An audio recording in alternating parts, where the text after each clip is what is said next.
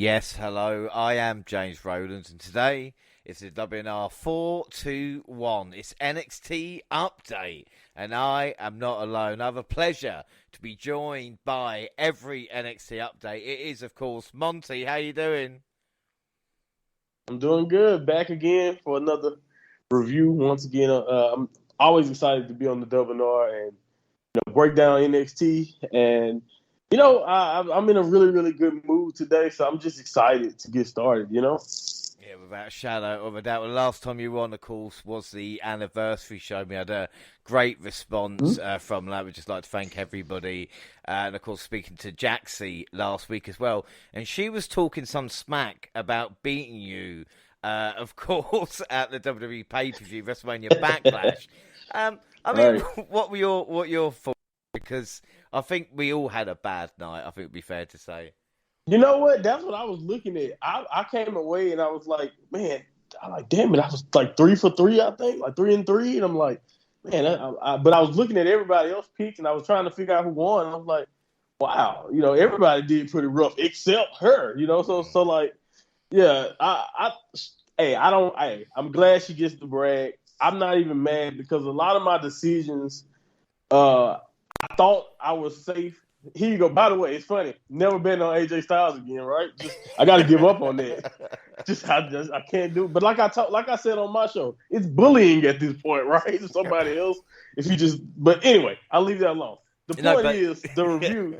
The show itself ended up being a fun night, and usually when I still have fun, even when I'm wrong, I don't necessarily hurt too bad over it. But yeah, it was a rough going for the prediction, man. Well, Jaxie was furious, and I said to her, "You have won," but she was still annoyed she didn't go Bloodline. So, and to be fair, Right. it wasn't until I checked you went Corbin that I thought, "Oh my God, what's happened here?" I thought Exactly. But we have got more predictions coming, of course, with AEW. Yes. But on today's show, we have 3 Broken Skulls, 3 NXT 2.0s, including Spring Breakin, and 3 NXT UKs with the 200th episode. With so much start, but we're going to start with news. And one of the major stories coming out this week is WWE reportedly has a list of wrestlers who are allowed to get haircuts. Now, this is breaking news as we know it. There is a list of people getting approved haircuts. Now, Monty, let's play a quick game. Shout out some wrestlers that you think will definitely be on the list of haircuts allowed. And this is not just, obviously, because Edge changed it from long to short hair, but these are people that can use the WWE barbers backstage as well. So just shout out a couple of names. Man, same feud. AJ Styles has had the soccer mom going for a long time. I kind of wish you can go back to the retro low cut, right? Sometimes. I'm trying to think. Let's see. Who else? That's tough. Well, it's probably some better picks, but who do you have? Yeah, who do you have? Well, off the top of my head, AJ came to mind. AJ Styles, Bobby Lashley. These are all the people that are allowed, approved. So, Bobby Lashley. Why Bobby? Again. What, Bobby? What could he do more than he already does? He hasn't had hair on top ever. Like, in his entire career, I've never seen him with anything. That's a weird name. Okay. Same thing goes for Happy Corbin, right? There's a reason. This is real. But, again, Cody Rhodes can get a trim. Damian Priest, Dolph Ziggler, Drew McIntyre, even though you would think if they wanted it short, probably not allowed. Finn Balor, Jimmy and Jey Uso, Kevin Owens, Kofi Kingston, Madcap Moss, Miz, Wow. Paul Heyman, another one, which would be quite funny to see.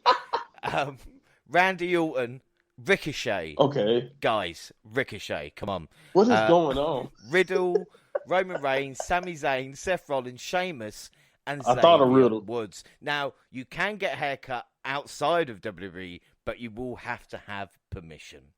What do you reckon of that? That is unbelievable. For all the balls of people, the Ricochet, even Orton. Orton, I mean, at times I guess he's letting his hair get a little long, but not. He always kept it, clean, especially lately, he's been clean shaven. It's so funny. This is weird. But at this point, when it comes to WWE, the amount of weird things that goes on, like certain things you can't say, in WWE, like it's always these little quirks. Even something is, even though I think I understand the reason, but even if something that nope, you can't have a speck of your real name in your wrestling name. Stuff like that. It's just at this point, are we really surprised? But some of these names on this list, this is hilarious. Well, it's not helping. It's not helping the thought of if WWE is a prison and it's like, right, we want to change your name. You're only allowed to have this look, and this is what you wear. This is what you do every day. But hey, guys, we're family entertainment. It's kind of. It's true. It's really. It's true. It's funny how like the portrayal that they put out there, like, oh yeah, no, it's all love, family, but it's very, very strict, man, very, very strict. I don't know. Like I said, some of it is definitely overboard. Maybe you can find a reason for some of the rules, but it's definitely overboard, man. But I'm not even surprised though. Like you said, when you've been a fan of them at this point for this long, do you just think about all the things you heard just in the last 5 years about what you can and can't do in WWE? But also, in my mind, I imagine the Miz sitting down in the chair going to JBL like, "Yes, I'm getting my hair cut. I'm accepted." That kind of thing. Finally, but yeah, it's a bit weird. Paul Heyman. I know. Who you believe that?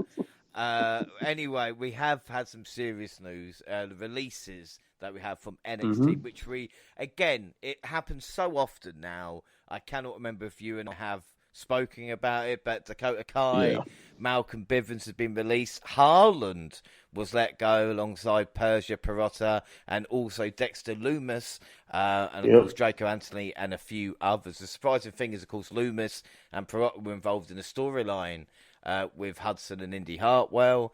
And of course, the news from Kai and Bivens is slightly different because they weren't going to sign new contracts, and that's why they were released. In something like is something that we spoke about, weirdly enough, I think, on the last update. But the fact is they just don't give talent a chance now and just, give them a few weeks, a couple of months. If it doesn't work, release them. Yeah, I mean, the worst thing about this, to me, or like one of the worst things about it, other than, of course, all these people losing their job and all this. I remember when everyone was doing it and I first heard the release, some people were singling out like guys like Harlan, like, he wasn't progressing fast enough. And I'm like, wow. I mean, he's in the performance center. Like, so like, I thought the whole point of that is to, give them time to pick it up. But anyway, besides all of that, yeah, man, it's unfortunate, man. Like I said, definitely Dakota Kai. I mean, she'll be missed. We talked about her potential. And like me and you are both longtime watchers of NXT. So when you see someone like that who's had that long tenure, never got a chance to actually get a title, that world title reign. Hell, even her tag title reigns, neither one of them, were able to last. And, she battled back from injuries. Like, it really sucked to see her chapter end. And when you find out, more context about it, it made sense. So, I'm happy that at least it was kind of like her decision also. But it's still like I still thought in my mind that she had time to accomplish more down there, or just accomplish more under the WWE umbrella in general. But Malcolm Bivens also, like we talk about all the time how great he was on the mic and just what he was adding to Diamond Mine on television, literally, actively. As a matter of fact, in this batch of episodes we're going to talk about, he was I know on the first episode we'll talk about, he was there. So. It's just funny how it happens, and like you said, we're used to it. I'm almost numb to the fact, and like you said, to the Draco Anthony and some of these other people who just barely even got time to develop or try anything as far as in front of our eyes. To see them kind of get released before they could even really get started, man, that's really unfortunate too. So yeah, man, the only thing I really got to say is that I don't like being numb to it and all of that, but the fact that, especially as someone who review this show every week, the fact that they're creative in NXT was blindsided by a lot of this stuff. And you can tell by some of the storylines we're getting in place, or like, some of the stuff, the scrambling they've been having to do with NXT television. It is a really, really tumultuous time in general, if you see what I'm saying. I can only imagine how you feel if you're writing NXT right now. Like, I don't know if this guy or this girl will be here in the next 5 weeks, but we're gonna go with this for now. So it's rough. It's rough, man. From that point of view. Yeah, well, it'd be interesting to see kind of what happens with if someone like Haaland just kind of walks away from the business, or eventually does come back. But we're talking about developmental wrestlers in the first stage. What about legendary wrestlers, and what are legendary wrestlers up to nowadays? So one of our favourite legendary wrestlers that we saw this past year was, of course, Hall of Famer Ted DiBiase, who was part of the $1 million title storyline with Cameron Grimes, which we liked. And what is he up to now? Well, he and his sons, Ted DiBiase Jr. and Brett DiBiase, have been named in a lawsuit filed by Mississippi Department of Human Services along with 35 other people to recover $24 million in federal funds that were intended to address poverty in the state. Yes, the $1 million man stole millions of dollars. Millions of dollars. Yes, it looks like there was a charity kind of set up for non-profits. Ted DiBiase Jr. received over $3 million to address the multiple needs of inner-city youths, something of which he wasn't qualified to do. He also allegedly received 2 payments of $700,000 for services he didn't get. Also, Ted DiBiase as well got a lump sum of $250,000. And when he received the check, there's an email that he sent to his 2 sons writing, "Look what I got today." According to the lawsuit, Brett, meanwhile, received 2 payments totaling $600,000 to provide anti-poverty services, but never did so. So the Mississippi Department of Human Services suing for the following: Ted DiBiase $1.9 million, Ted DiBiase Jr. $2.8, and Brett DiBiase $800,000. I mean, what the fuck? I will say this: he's still in gimmick, huh? one of the greedy and and a terrible villain on television, living up to it now. Oh, man, this is a crazy story, man. I don't know how I didn't catch wind of it. I think I heard about this, but I don't know. I think maybe it's just pushed it back to the back of my mind. But man, that is insane. And the only thing I will say about this is that crimes like this happen and kind of gets, especially over here in America, people don't even, this stuff is not on the radar because of how much stuff just happens all the time around here. Like, it's insane. Don't get me started on that. But the point I'm trying to make is that to do that while posing to be for nonprofits and anti-poverty type of things, like, that's just nasty. Like, I don't know, man. I don't really support the whole guise of it all, and then doing people do crimes like that all the time, fraud and all that type of stuff, and just simple greed type of thing that happens. And I'm not trying to say that doesn't mean it's bad. I'm just the regular fraud is bad. I'm just saying when you do it like that, it's just like when people steal from holy places and stuff like that. It's just crazy to me where that story just went, if you see what I'm trying to say. But like I say, it actually fit the villain that I think of when I think of the $1 Million Man's character of what he played on television. But this is crazy, though. This is crazy. And it was a family thing, Man, it's crazy. Yeah, without a shadow of a doubt. Another crazy news story, and hopefully you can fill me in a little bit on this. Okay. Try my best. Kota Ibushi's issues with New Japan Pro Wrestling. Now, when it first come up, I thought he was kind of alleging different things to maybe what were being said at the time. What I got from it was he posted some screenshots, but what it boiled down to, I think, was he was sick of New Japan trying to rush him back from injuries and also being short of money. But this is, I think, due with a problem he has with someone in management, and that's how far I kind of know. You're right. You're right on the right track. You know, it comes from like a personal thing with a guy who is head of talent relations in New Japan currently, and he was a guy who was there in like 2019. And I think that's where the problems began, or 2018, because like you said, it was over like funds, like I think royalties over some merch or whatever. Ibushi and the guy in management just they never agreed on that, and they kind of soured on each other from there. And this guy was dismissed from the company in 2019 for his own dealings, and Kota Ibushi kind of went into that in his kind of like spiral. Like the magnitude of this, I just like going to Twitter and exposing all of this. Like he's been very, very honest about how he feels about that. He posted in the screen, one of the screenshots, he was telling the guy in management, you know, I'd rather you guys just fire me or whatever. Like they were like, well, do you want us to, you know, cancel your contract or whatever? He's like, no, you can just fire me. Basically, it's like that's how over this situation Ibushi seems to be. He's called out other members of the locker room. And a lot of the reception right now in Japanese professional wrestling, according to reports, is just not good for Kota Ibushi right now.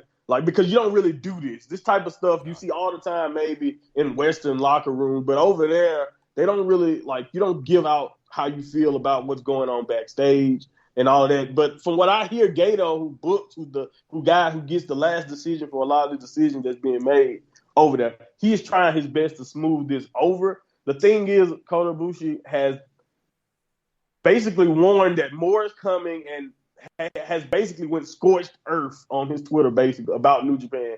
And it seems like he doesn't really care what happens when it comes to coming back. And it's so crazy because I vividly remember doing a podcast talking about him signing a lifetime deal with them, or at least making a big deal about I'll be with New Japan for the rest of my life. And literally that guy coming back or whatever the relationship souring there could be threatening one of the biggest stars. Like he was the guy before Zack Sabre Jr. He was playing to win that cup.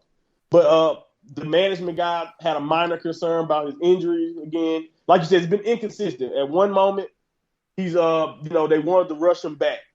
But then now when he's actually ready to compete, then they wouldn't let him actually compete in the New Japan Cup. So I think that was one of the last straws also. So it's just been really, really weird. A lot of stuff is getting lost in translation too. So this, like you said, definition of a story that you never really hear, because like I said, in New Japan or in Japanese wrestling, they don't really do that. You know, even if you have a problem with the territory, they don't come out, especially do it on social media like that. So this is some serious stuff that I'm glad that we're talking about. I feel like more people need to be paying attention, because it's kind of like a lot of the news headlines that week were AEW, New Japan selling out that show. Yeah. You know, and I think that's a good. Focus on that. But, underneath this story has crept up, and I don't know. It might be something there. Well, this is an interesting thing, and it shows WWE aren't kind of the only company that, even with injury problems. Look at someone like Dolph Ziggler. Maybe never got the opportunity because they were worried about injuries and whether it was. But it's interesting with Kota Ibushi because, people go to AEW. But like you said, the Forbidden Door now with that pay-per-view, there's a relationship going on. And if AEW were to sign a guy who is, like you said, in my, what you've been saying, he is CM punking WWE, so to speak, just the kind of, all this kind of it's shit. It's to this level at this point. Yeah. And, and the thing is, and again, I might be wrong, but the weird thing, I'd say even the weird thing or not with Japanese wrestling, is that it sounds like Kota Ibushi might get a black mark against his name, maybe, and then it's, well, if AEW... And not just in New Japan either. Like, I'm hearing, like other Japanese promotions who don't want to work with him now. It's getting that crazy. Bad. And, it's interesting, like I said, because it's Wrestle Kingdom where he was the man, winning the championship and finally becoming God, as it was. And then since then, and of course the injuries that I've seen him suffer in his matches. There's a great talent, but like I said, it's not done in Japan, and it's just quite an interesting thing, like I said, to keep an eye out on. Trying to make it lighter now. There was a press release issued for news about Gizem Samani and Sonny Dishner formerly known as Authors of Pain, and they're proud to Yeah. announce the launch of a brand new wrestling promotion. Wrestling Entertainment Series will debut on June 4th live for the Motorpoint Arena in Nottingham. We were able to watch live on Fight TV. Some of the biggest names in professional wrestling will be there. This is their press release, of course. Have dates across Europe and the Middle East, and it will see the return as Paul Ellering as manager by their side. First off, the Motorpoint does hold 10,000 people. Now, I'm sure there was a Meltzer Cody thing a few years ago. Can you send out 10,000? I mean, I liked the Authors of Pain, but this was one of the weirdest news stories, I think, of the week. Man, someone is just handing out promotions, right? Like, oh my goodness, wrestling is hot. That's what I thought. I immediately thought, like, man, professional wrestling is on fire. Like, I forgot the actor, but I know they said I forgot his name. Who is the actor they claim has a promotion supposed to be coming or whatever? But I know someone else got one. Now we got the Control Your Narrative guys. We got this stuff. So I immediately just started to think, man, I didn't even think about what you just said about the 10,000. That's fair. I don't necessarily know if they're gonna pull that off, but if they do, kudos to them. But man, this is amazing. I guess like I can't be mad at it because it is just more wrestling. But like I just saw the photo earlier today of Billy Corgan, I think, who runs NWA, being in front of CBS. So that don't mean nothing's gonna happen. But I'm just saying. Like that's like it just feels good right now being in professional wrestling, man. Just talking about being a fan, watching this because it's a lot of stuff happening. Wrestling is obviously a hot ticket. It seems to be again, maybe not like it was in years past, but it may be on its way. Yeah, it may be on its way. But this is crazy though. I wouldn't be expecting this.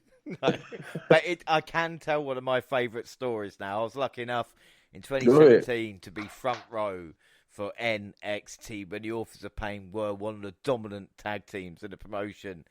Akam and Razor had come up right where I stood, and I was shouting right at Akam. I was going, "You the man, Akam! You the man! You the man!" And he looked really pissed off. And that's when I turned to Dan, and Dan said, "You do know that's Razor." Which again. That's a good one. Can't make it up. Oh, that's classic. That's classic. So anyway, we will move on to the latest in the W Network, and it has been a couple of months, but it annoys me. It annoyed me when I was a young boy, Monty, and it annoys me now. Americans getting stuff before anybody else, basically. And one of the new series that was hyped on Peacock about WWE Evil, looking at the WWE's greatest villains, is nowhere to be seen on the network. It's not here. I don't know where it is. I don't know what's going on. No one's mentioned it at all. So fuck them. I'm not going to talk about it if they don't want to do it. Do you think, though, in this day and age, when they've actually got a network to put these things on, they should actually bother doing it? I agree 100%. You know, I couldn't believe. I actually was surprised because I was watching, I think, a Raw or something one day, and I kept it on. I'm like, hold on, they're showing WWE Evil right here. Like, what's the point? What am I paying Peacock for? If they're just gonna show it, because they're streaming it literally, or at least showing like a clip of it right after Raws and stuff. And I'm just like, okay, I don't know what's going on. So I think it was another one on the Miz I just seen airing just regular TV, WWE Evil. So I'm just like, what is going? Why is this here and not only on Peacock or, you know, like you said, on the network? I don't understand that. I didn't even know that you guys don't have it even on the thing, because it's on Peacock. It's on over here. So, like you said, I haven't even watched it yet, so we don't necessarily need to focus on it. No, that's fine. You know? No, you can watch it. You just like, you know, we're desperate for content. I want to, because it is interesting stuff, but I've only seen clips. I have not watched a full episode yet. I may eventually, but so we're gonna leave them alone because for some reason they've left you guys alone. Yes, right? They're anti-British. That's what they are. But what they did give us was what everybody had wanted for years: is a new of Table for Free. This one started with Kurt Angle, Chad Gable, and Otis. And there's a nice rapport to this.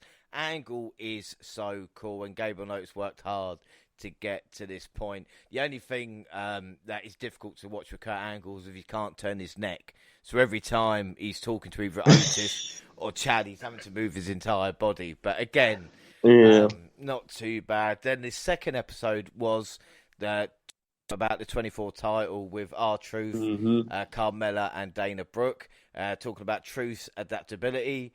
And Carmella saying she has never been to Staten Island. Can you believe that? But she has danced with Rihanna and Drake, which, again, if that's, what you're into, then fair enough, but it wasn't too bad. And then we had a WWE 24 about the Royal Rumble, obviously in January of 2022. We see Edge and Beth talking the Rumble and Pat Patterson. Of course, a nice history look. Weirdly enough, Austin Theory was at the 2010 Rumble as a fan watching Edge win, which I thought that was quite fun. Focused on Lita, and it reminded me how good the Women's Rumble was, and the men's was, But again, it's good stuff if you can be bothered to watch it. But what we're here for is, like we say, 3 Broken Skulls. Lita, March 25th. Now, these were excellent. With the Lita one, I've done a little bit to go through it, so we'll see what happens with it, and then we'll jump into the other 2 as well. So with Lita ones, they talk injuries and Lita's return match, which I guess her and Stone Cold both have in common. Lita going to Mexico to learn to wrestle, influenced by Rey Mysterio, and work in the Indies. And I thought this was interesting about her, is that she's helping, setting up whatever she can do to get her moment in the limelight, basically. And she started off with a valet to Danny Doring and training with Dory Funk as well. And February 13th, 2000, Heat with S.A. Rios, eh?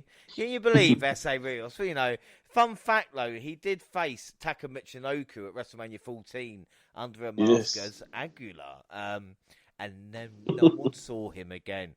And, of course, talking about the feud with Eddie Start, onto Team Extreme. Praise to Dr. Tom, beating Steph for the women's title. She broke her neck filming a TV show, and this was very scary.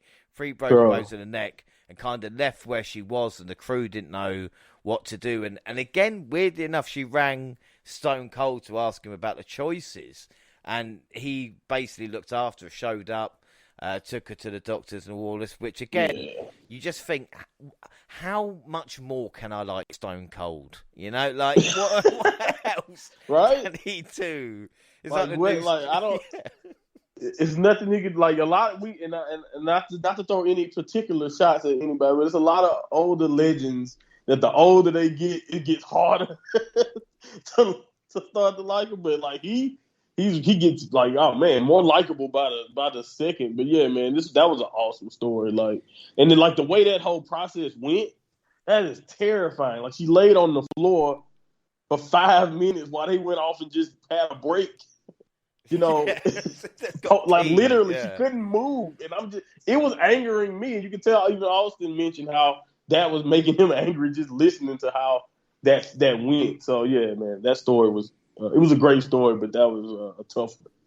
Right, that then 15 months off injured, and then talking about the first Women's Raw main event, December 6, 2004, Trish versus Lita.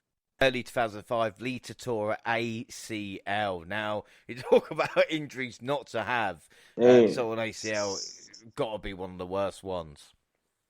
Yes, and she mentioned how underrated it is because a lot of people, have suffered it. People don't, underrate the rehab process and just how painful and how tough that actually is. Then we talk about the Kane Edge Lita storyline, and they show a clip where they tricked us with Matt Hardy, and it's weird looking back at this to think, the treatment of Matt Hardy, but it really did cement Edge as a top heel, because remember, he hadn't actually won a world title at this point, and there was a lot of things that, and storylines of you've never won the big one. And when you consider the guy's won, 12 since then, or 11, it's quite amazing to think that feud with Lita really did get Edge over. And again, you just look at the kind of art with Lita had, and of course her farewell promo November 30th, talking about Mickie James' respect for both. They didn't show her getting embarrassed by Crime Time at Survivor Series when they pulled the vibrator out of the bag. You know, like, but thank goodness. By the way, but what I did like about it, the way it was bookended in between the kind of Hall of Fame career that she spoke about, and then of course the match with Becky Lynch. Even says herself, right? You know, well, sorry, you go on. If you no, like I was saying, I was gonna say that, like, in that match, you could tell meant so much to her. Like you mentioned, like they did mention how like that was the last image a lot of fans had for, like, that was the last time you saw Lita on television for a long time with that Crime Time stuff. So, you know, and especially as an actor, that was the last time you saw her as an active competitor. So when she got a chance to do this thing with Becky, and that can be like, if it is the final match, that can be the lasting imagery, I think is perfect for her, because she definitely deserves a better send-off than what she got. And even she, like I said, admits to it, her career now feels a lot better thanks to that match with Lynch.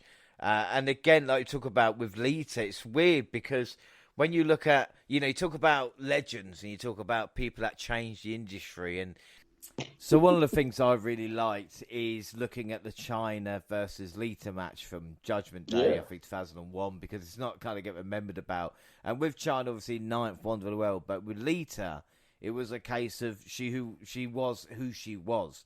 You know, she was an equal part of Team Extreme as anybody else, diving off the top with Hurricane Runners and stuff like this before many other women actually did it. And I think if you look, yes, injuries kind of took a big hit, but with the career she had, with the amount of people that she's influenced since then, there's no doubt, you know, we talk about Trish, but I think Lita is probably even more pivotal than the women's revolution that we have now.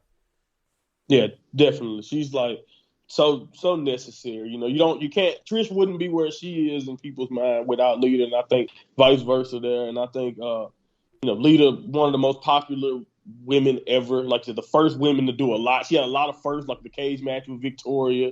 You know, you mentioned, and like being in there, like you said, in the ring with Chyna for, I guess that was Chyna's last match, which is, I guess that's an honor right there in itself. But you know, and just all the things that she meant. Like you said, most of the women on the roster now are wrestling across the world, or not wrestling, just watching. If they like wrestling, looked up to Lita. And, you know, she's been like the first woman on Billboard with Becky and Saudi. You know, now that's another first that she's a part of. You know, all the way from watching Rey Mysterio, like you said in the beginning, you know, to working down in Mexico. And just like you said, she was finding out how just self-reliant she was. I just came away from this interview with a whole new level of respect, man, for her journey and, you know, and her, you know, just in general. And, you know, we all know how important she was to the Hardys. Like I said, how she battled back from those injuries. And, you know, this was just a very, very fun interview. And it was also cool to finally hear her feelings kind of on Rated R, on that Rated R angle with Edge, and how they turned a personal thing into business, because they always talked about it. But if you ever noticed when they talked about that angle with Matt and Edge, you got Matt's perspective, I think, plenty of times. You got Edge's perspective plenty of times. But we never really got, because Lita kind of got the worst of all of that, you know, of all of that stuff. And they profited off some real personal type of issues. So, like, looking back on it, and seeing that, you know, hearing her kind of, even though they didn't go into detail about it, they kind of talked about it, and Austin was trying to, you know, you could tell Austin understood that she had been through a lot about that and felt some type of way.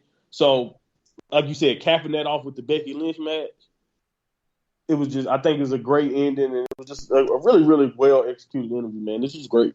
Yeah, without doubt. Like I said, there's no Rated R superstar without Lita. No way. Next Broken Skull sessions was Bubba Ray Dudley, who actually had his name back this time round, which is interesting to see.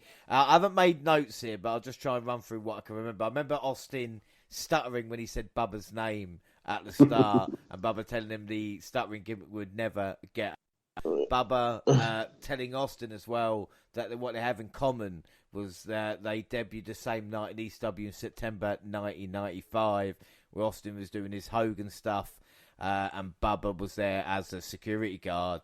There also is a funny story of Paul Heyman telling him to shave his head, and Bubba saying he'll never ever do that, and obviously then shaving his head as well and being part of the Dudleys. There was a lot of what I liked about it is the kind of back and forth between Bubba and Stone Cold, because what we know about Bubba, and he even admits, as he talks about the kind of, we got all the ECW run that he kind of mentions, and he talks about TLC, and what I found really interesting, trying to focus on WrestleMania 17, about what spot should be last, whether Jeff getting speared off the top, or Bubba and Matt coming off the tables, and you think they were arguing about that, and Bubba, always known to be quite hard-headed, but again, I think Stone Cold kind of respected that.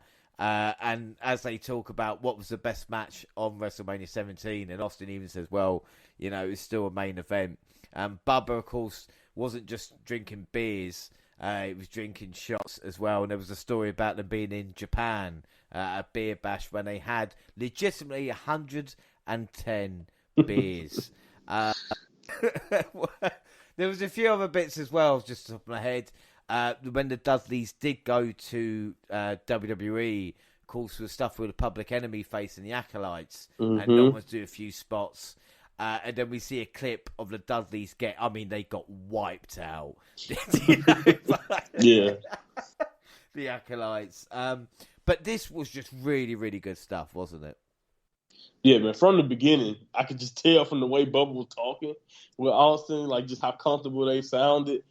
And he, the first story, I guess, was like you mentioned with the head shaving was his worst fears. Like even being named Bubba was a fear because all the fat guys were named Bubba. So, but I just knew it was gonna be full of awesome stories, man. And they just had a great time. They had chemistry. They mentioned they didn't really hang out much, or drink much together all the time, over the years, but they felt like they had been doing it all the time, man. And the story about how he was actually, air quotes, trained, like, man, he got absolutely screwed at the beginning of his career.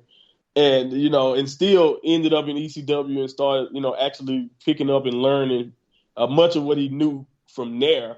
And, him and Devon coming together, the story about how that actually worked out, or what the idea behind, like, just the way he talked about it, you could tell he was way more cerebral about a lot of this stuff than people probably would assume if you just looked at his matches or if you watched him work.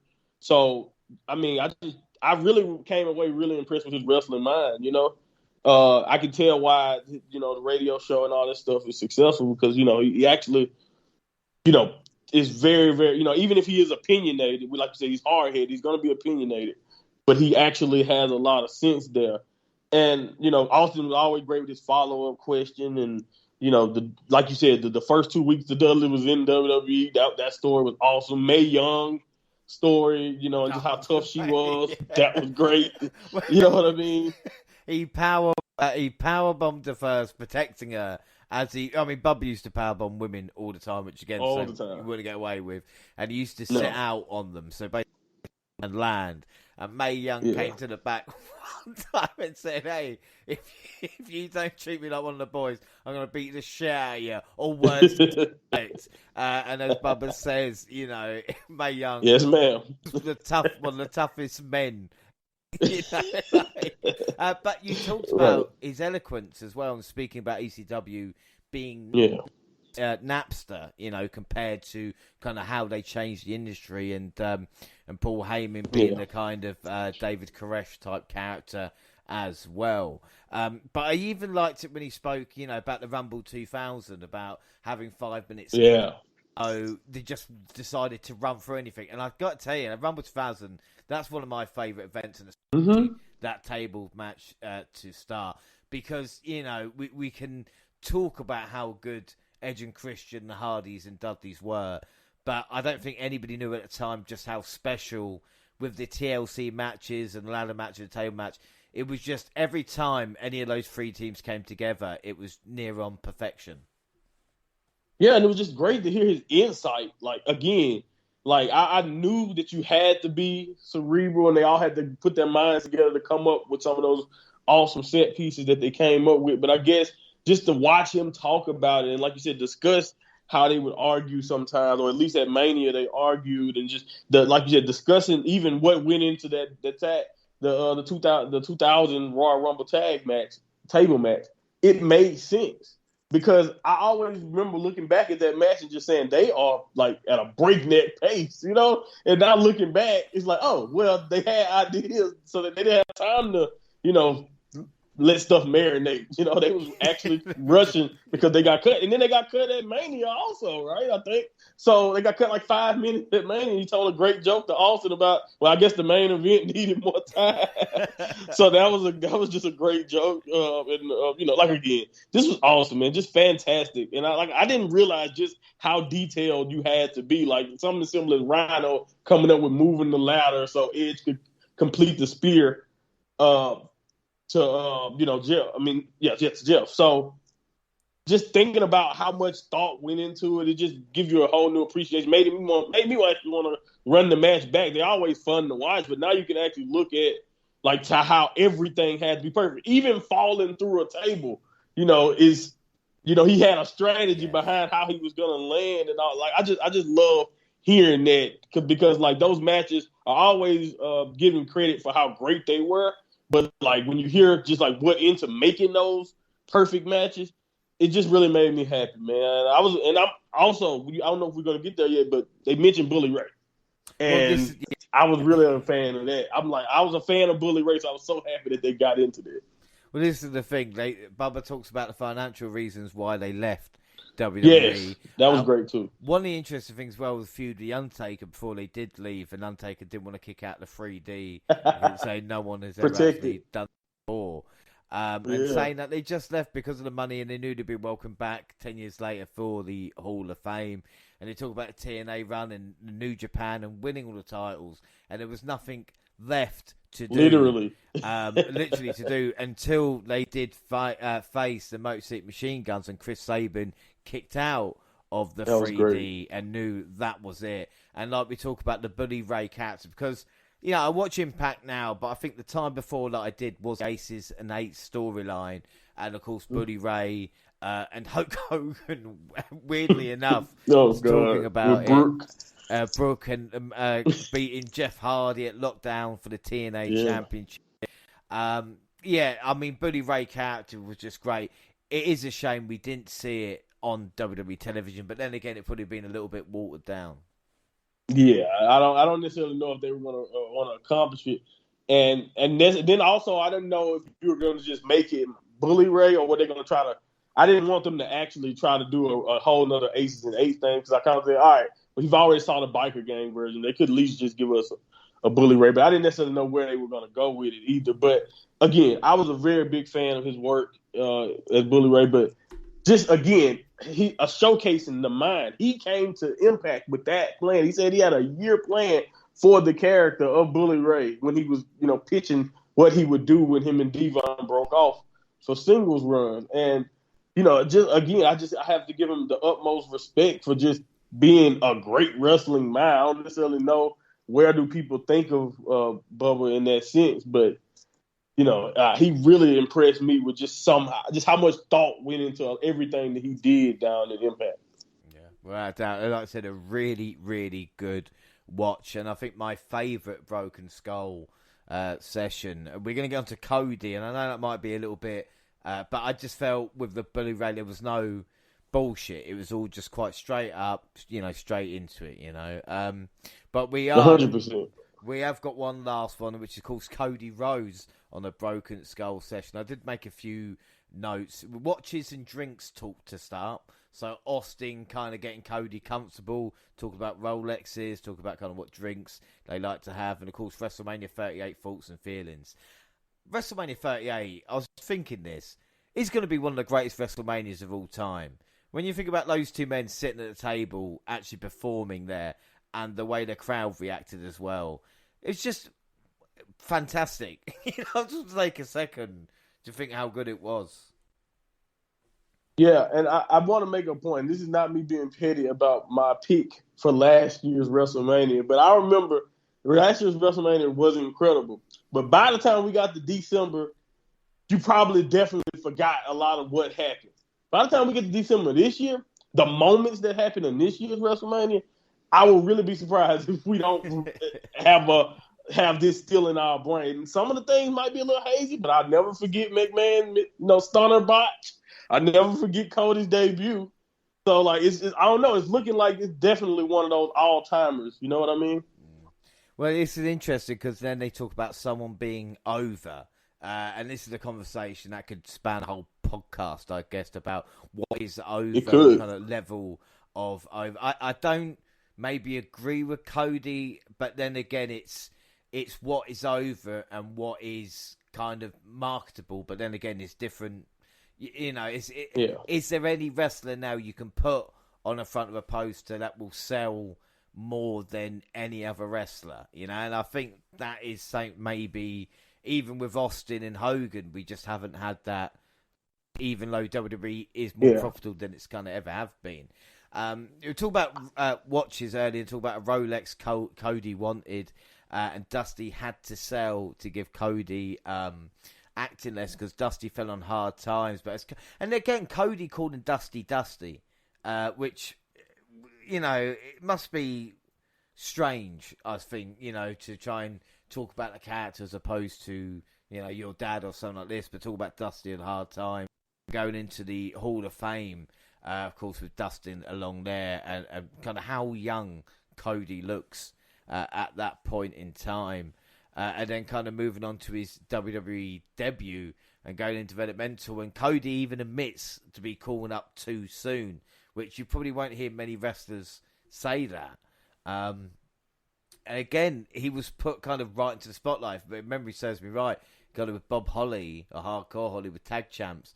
Thing, and then straight into Legacy, you know?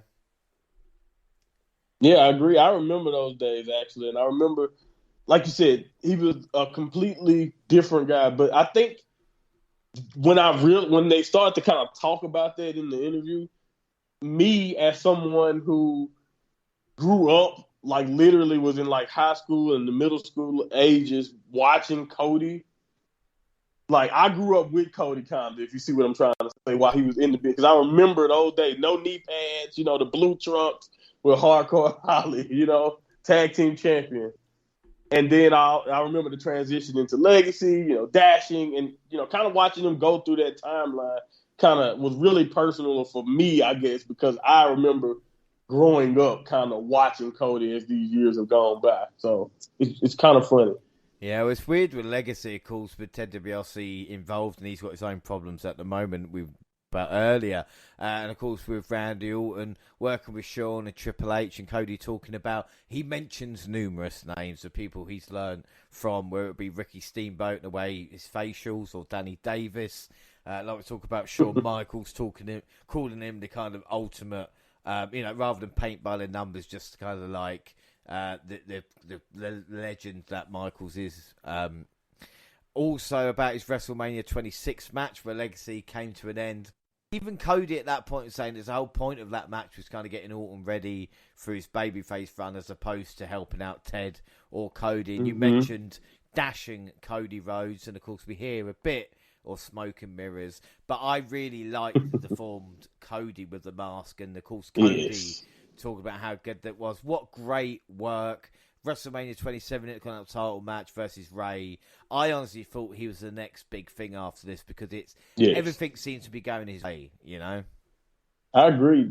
Both of those versions of him, whether he was deformed or if he ever went back to dashing at that time, I thought were just gold. I'm looking back, they did not last nowhere near as long as they should have. Like he was building and just, like you said, growing and on the rise. And around that time definitely was after that Intercontinental title run. Yeah, I was thinking world title is definitely in this kid's future. Like he's gonna be, by the time, like around this time, I thought he would be, you know, one of these faces of WWE. You know, he's back now, but like without ever leaving. So like this is kind of like thinking back to this time is really, really funny to me now. You know, because a lot happened. Well, you can see the frustrations and the kind of character that even he says, giving the Intercontinental title changing it back to the traditional design and thinking, yeah, I'll just run with this title belt now and I'll get an opportunity. And they don't kind of go into detail of kind of what happened. They kind of skip straight to 2013 Battleground. And a fantastic match with Seth Rollins and Roman Reigns versus Cody and Goldust. Yeah. Of course, with Dusty at ringside. I guess pinning Seth, some things don't change. But, of course, Dusty with the last bionic elbow. And the kind of the reaction from that crowd is something that we don't even get kind of a lot of now. You know, where it was just pure emotion. Joy. You know, it was just joy. I remember that vividly. Just an awesome moment for the Rhodes family, and you know, and then symbolically now looking back, knowing what we know now, oh man, it means even more now in hindsight. You know, just a very, very just a cathartic finish, man.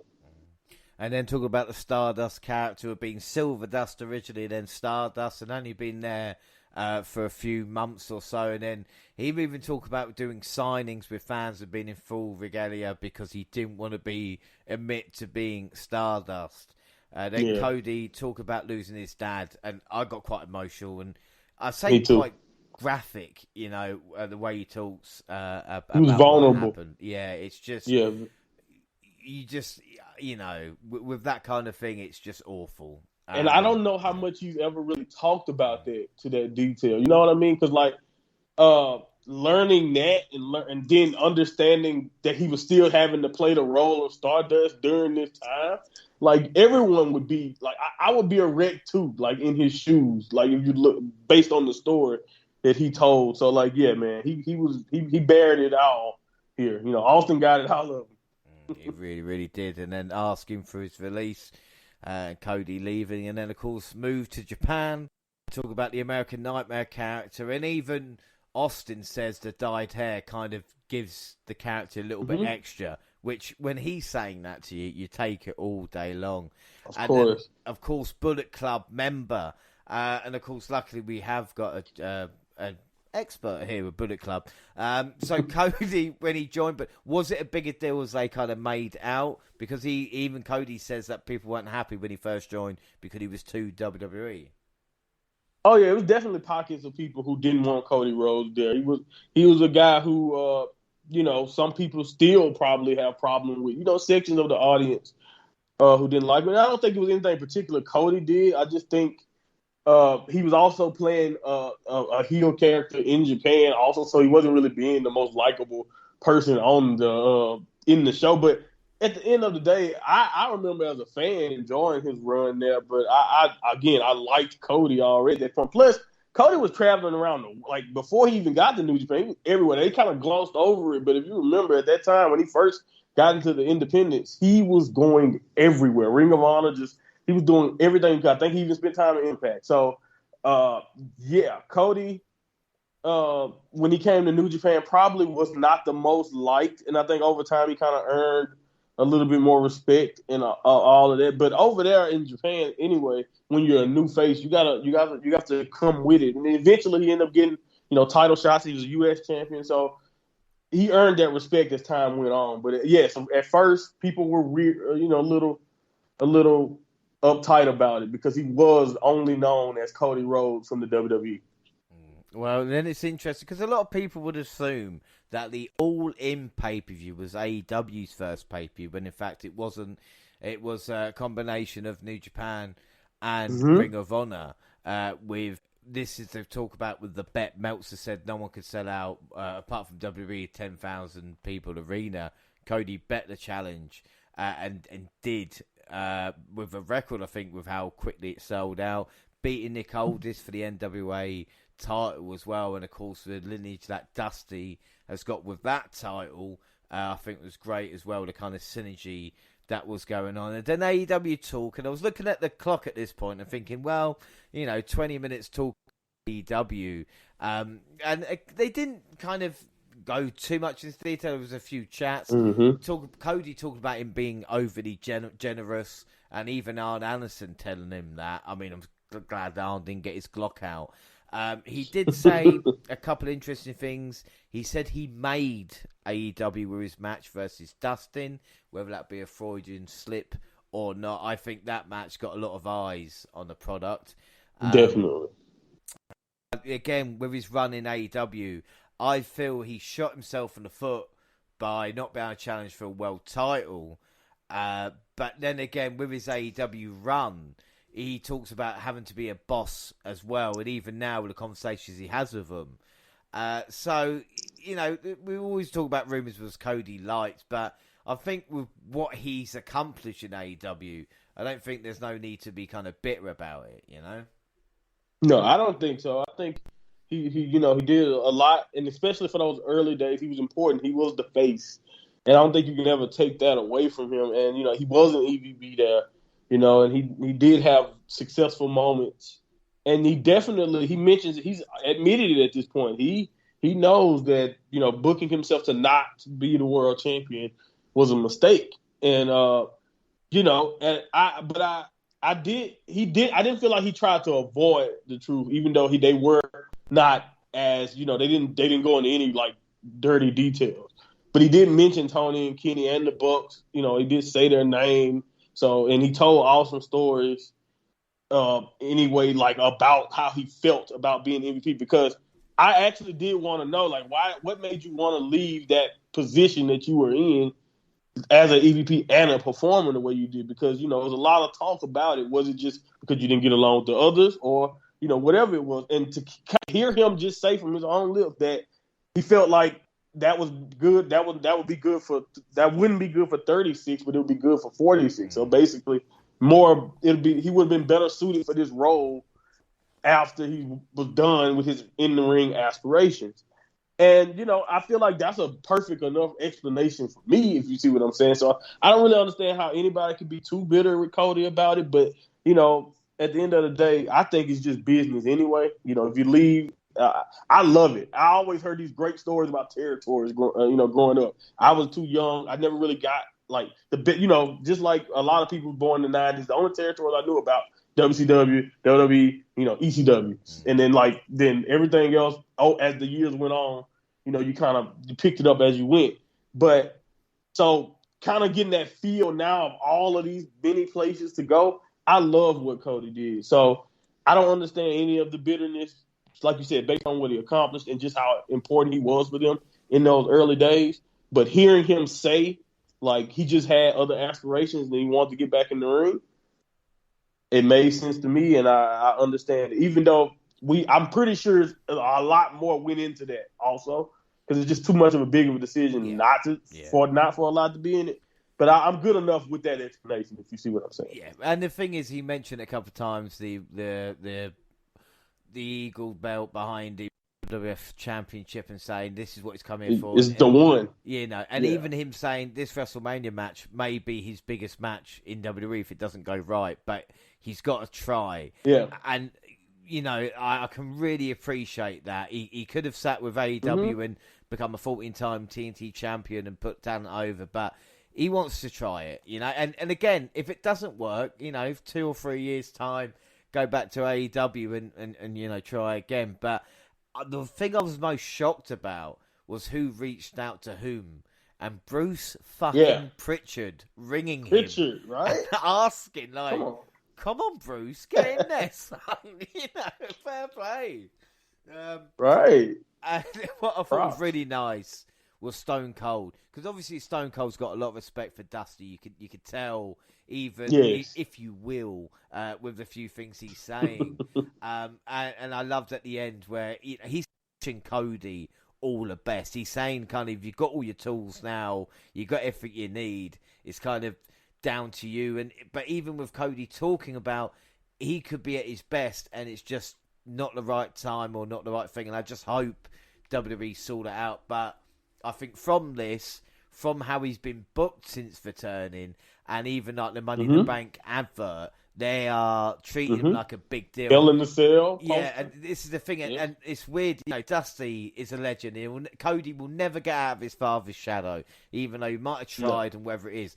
But again, he might be one of the most important wrestlers of all time if AEW talent and other talent now decide to give WWE a chance and it becomes success. And like you said, It breeds competition. It means wrestlers can go and get paid elsewhere and actually have a choice and a chance.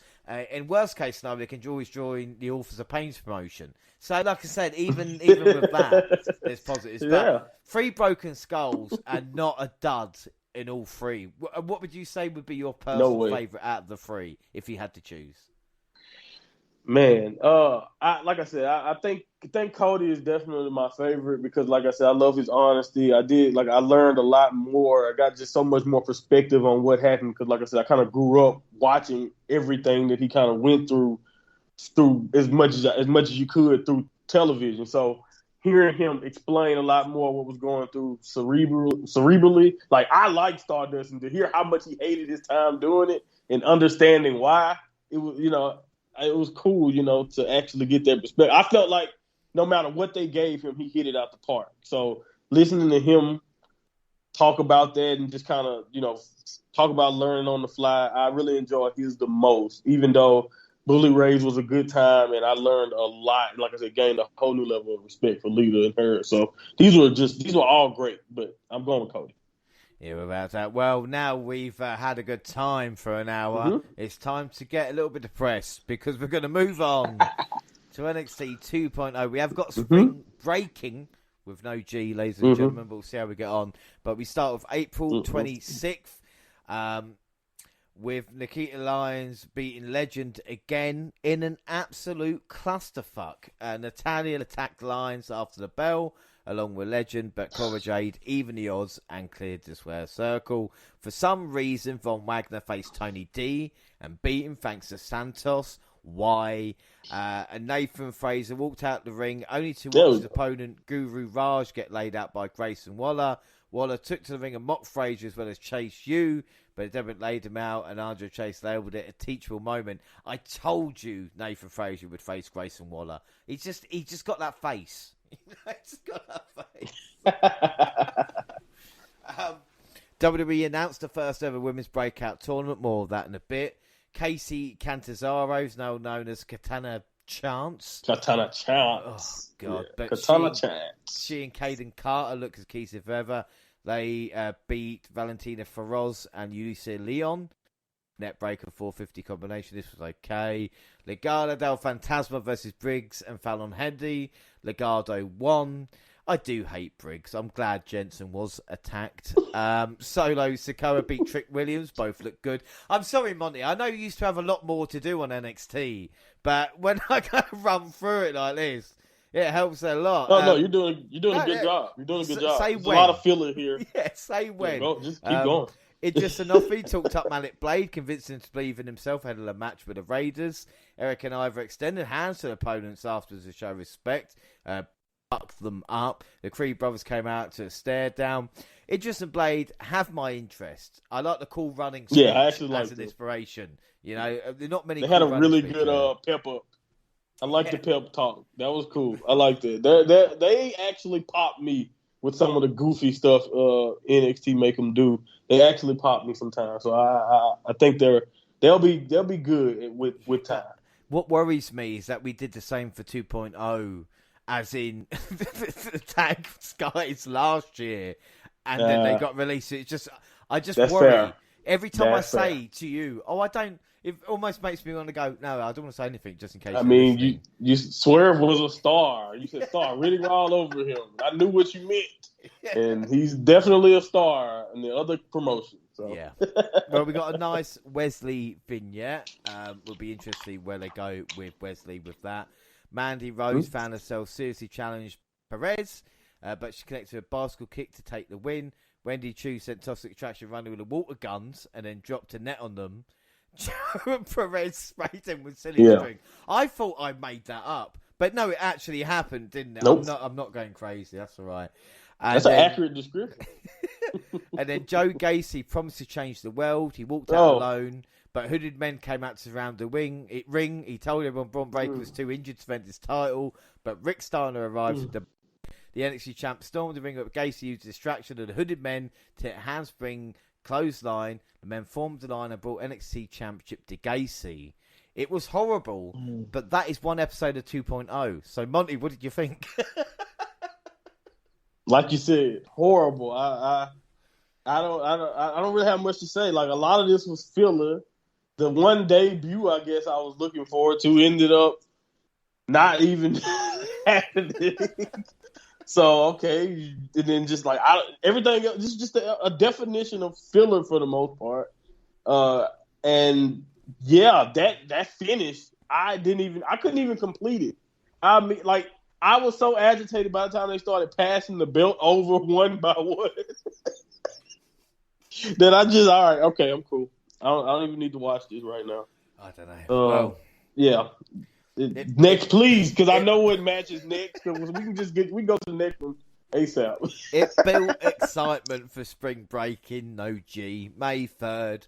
Pretty Deadly opened the show, hyping up the card before joining a dip in the pool. Yes, boy. Side plate check. I'm glad we got Pretty Deadly to even out Toxic Attraction, if you know what I mean. It's even, I can imagine some blokes seeing the close-up, the back of his head and going, who's that? And then suddenly it's Sam Stoker. Also, he's known. But equality is key. They did have a mini set to start off the show, and our first match is for the NXT North American title. Cameron Grimes versus Carmella Hayes versus Sikoa, and Sikoa controlled the action throughout, but could not put away Grimes or Hayes. The NXT North American champ found his spot to hit a top rope cave-in on Sikoa to retain his title. What were your thoughts on this? This was awesome. Like, that pace, and it was just nonstop fun, man. And I expected that, but they really were rolling here. And like I said, I've been saying it. I don't think I need to repeat that this is by far the best thing on this show. This entire feud between all three of them. And putting this match first was risky for me because this was the only match I was looking forward to on the card.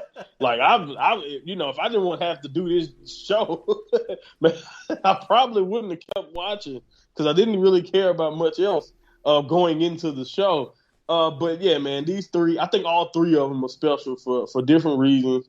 But listening to that crowd, man, it just made me think back to what you said the week before, the last review about the chase for Grimes being he might be more over then for that chase than he will be during this reign because Solo, man, he's taking over that place down there, man. I get it, he's awesome, but he is taking over, man. But that place. It's almost like they're going to call Cameron Grimes. They're going to change his name to Mr. Bland next week.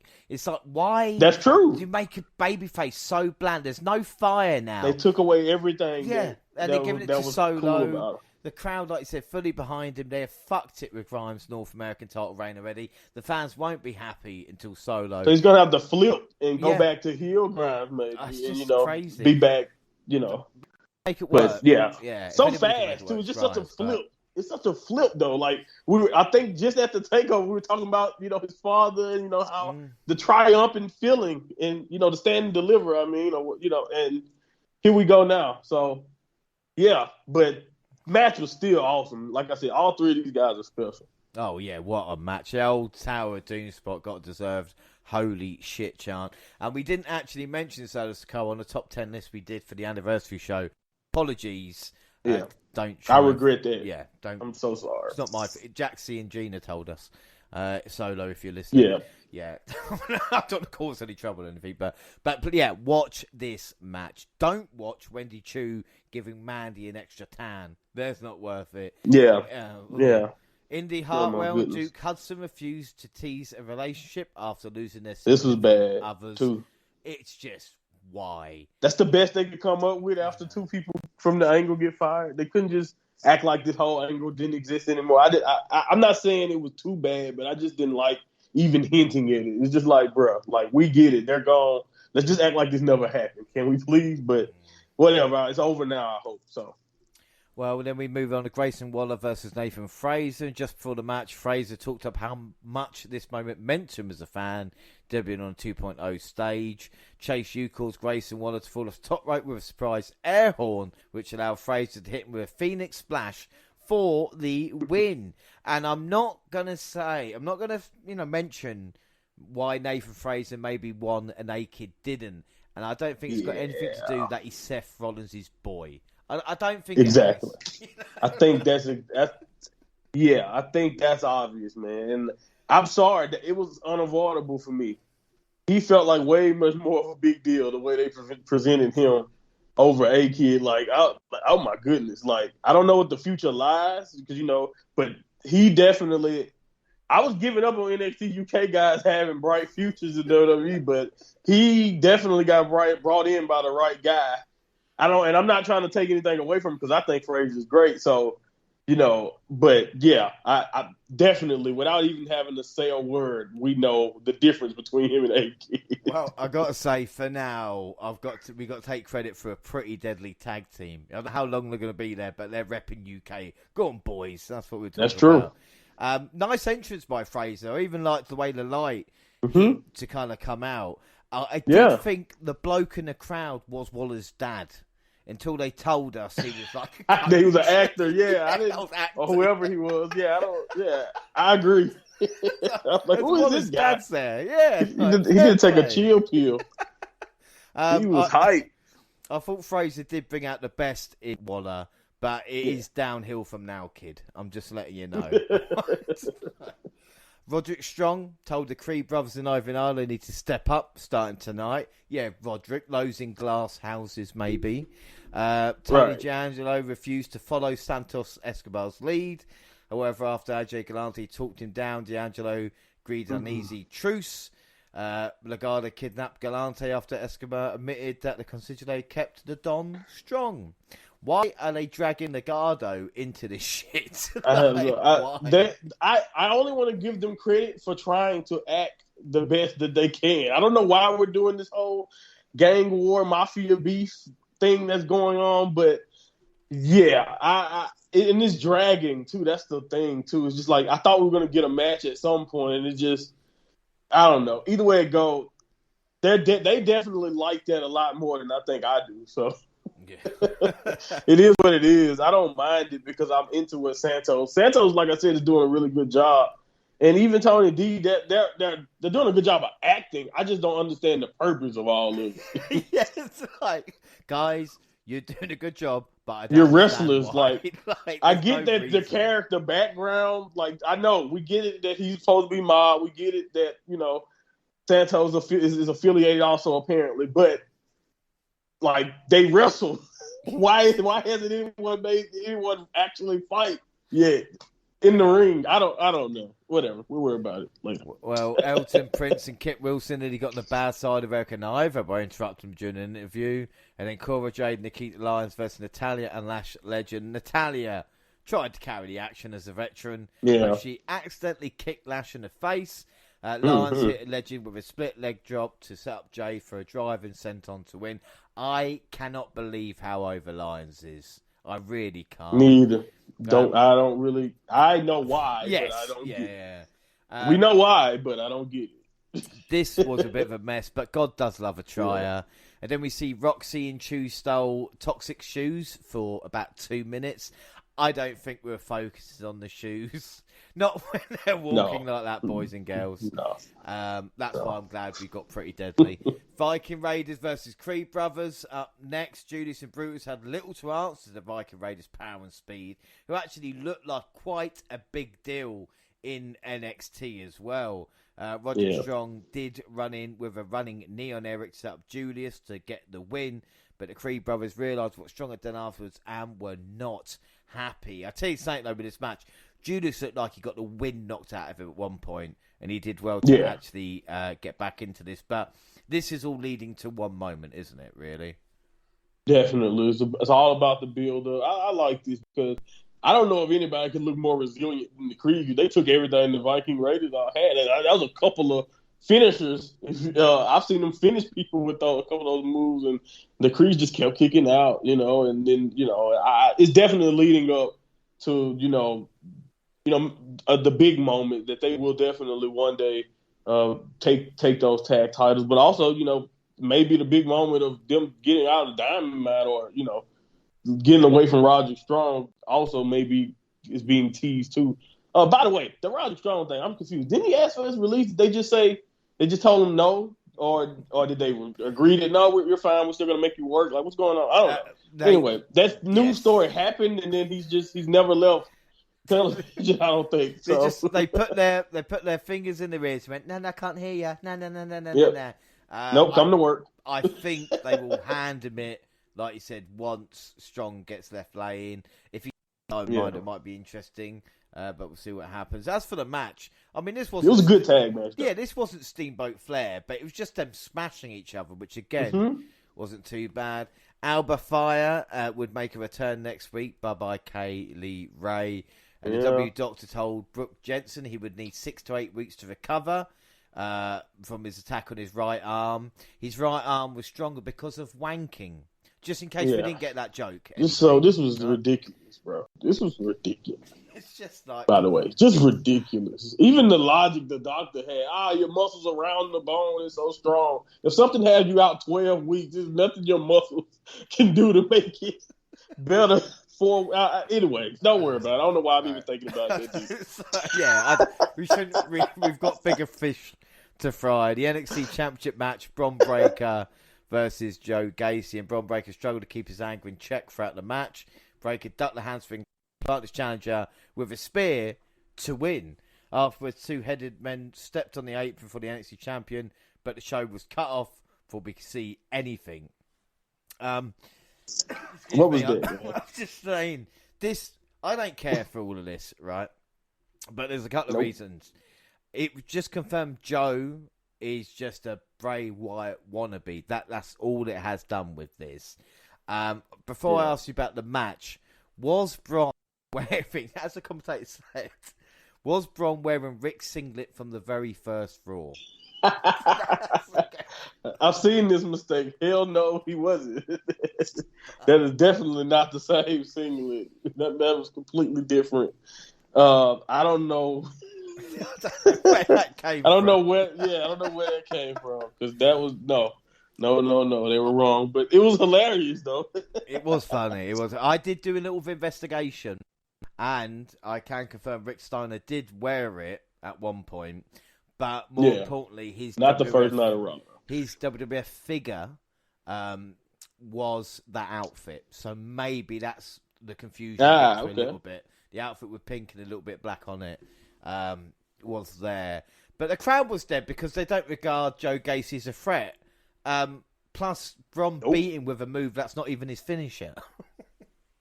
Exactly. Just actually, he beat him with the transitional move before the finisher, the move he usually do before he finishes you. So he just didn't even feel the need to finish you. And then another thing, like he was attacking your dad. I did not like. This is the other thing. Sometimes in modern wrestling, I hate when we have to wait so we can announce who the champion is and who the challenger is. Like, in this particular case, he should just like, this one of the times where you run down, you throw the belt like Austin did, and you just start brawling. You know what I mean? Because he beat up your father and all that. So if you're going to do this, at least, like, I didn't like how they didn't seem to believe in it either. You know what I mean? And it is ridiculous. So I get it. Even like I said, I don't think Gacy is that bad in the ring. It's just all of the stuff around him makes you just not want to see him at all, and the stuff he say. You know what I'm saying? It just doesn't help him. They're not helping him at all with all the cult stuff and whatever they're trying to go with. And Bron is not seasoned enough to make you care about someone that's nowhere near his level. You know what I mean? Like, only special people can elevate people like that, and Bron is not experienced enough yet to elevate a guy like that. So you need, like, that's why the stuff with Ziggler worked so well, because, you know, he was fighting above his class. Like, but now he's punching down on the weirdo cult guy in the locker room, and it just don't make sense. And the worst part about this is that after the spear with the two guys coming up, that meant, and the way they just cut it off, I was like, that means it's continuing, and I was just brokenhearted. I was like, that means this may not be over. Oh well, it's definitely not over. Oh my goodness, that broke my heart. That was the worst part. Is that they're going to continue this? Because I was like, if this is a one-off, we finally he loses, he beats the weirdo, stands tall, title over his dad probably comes out, whatever. You know what I mean? And we're over this finally, but no, it's apparently not over. Well, we have got one last NXT to Yeah. review, May 10th, and we start off with the NXT Tag Team Championships. Toxic Extraction versus Wendy Chu and Roxanne Perez. Rose got involved, distracting Wendy. This led Roxy alone. JCJ super kicked her off. Gigi, who got the pin to retain. I thought this was actually a really fun opener. Yeah, this was very fun to kick off the action, and I like how they've been using Roxy at the beginning. Into her run, immediately throwing her into this toxic attraction. So that just shows that she's around the championship in a title match, and also about to be in this breakout term. So it just shows you what they think of her and how ready she already may be, for these spots. But anyway, I do want to know at some point. Toxic Attraction is going to have to be dethroned. So, maybe Chance and caught in the tag division or whatever, but, someone is going to, I don't know who could take down Mandy at this point, but at some point, we're going to have to elevate some threats. And, that's what I kind of came away from this match thinking. But, yeah, the match itself was very fun, even though they've done that finish in different ways. Except Mandy didn't kind of get into the ring, but a distraction finish so they can pick up the victory. They've done that to death. But other than that, this was very fun. Yeah, like I said, Cho and Perez have meshed well, but Toxic do need challenges. The Creed brothers confronted Roderick Strong and told him to get out of their way when they face the Viking Raiders in a rematch next week. Strong then announced Damon Kemp as an Diamond Mine, and the Creed brothers say, hang on a minute, this is meant to be a decision for the group. Hang on a minute. I thought Roderick Strong was the fucking leader, or since Malcolm Bivens has gone, as we've just all been forgotten about. Right. I don't understand. Just supposed to act like it never happened. Yeah, totally, yeah. Well, Joe Gacy walked out with two hooded men. He explained why he proved themselves beyond the rest of the pack. They would continue his movement, which sounds like something you do in the morning.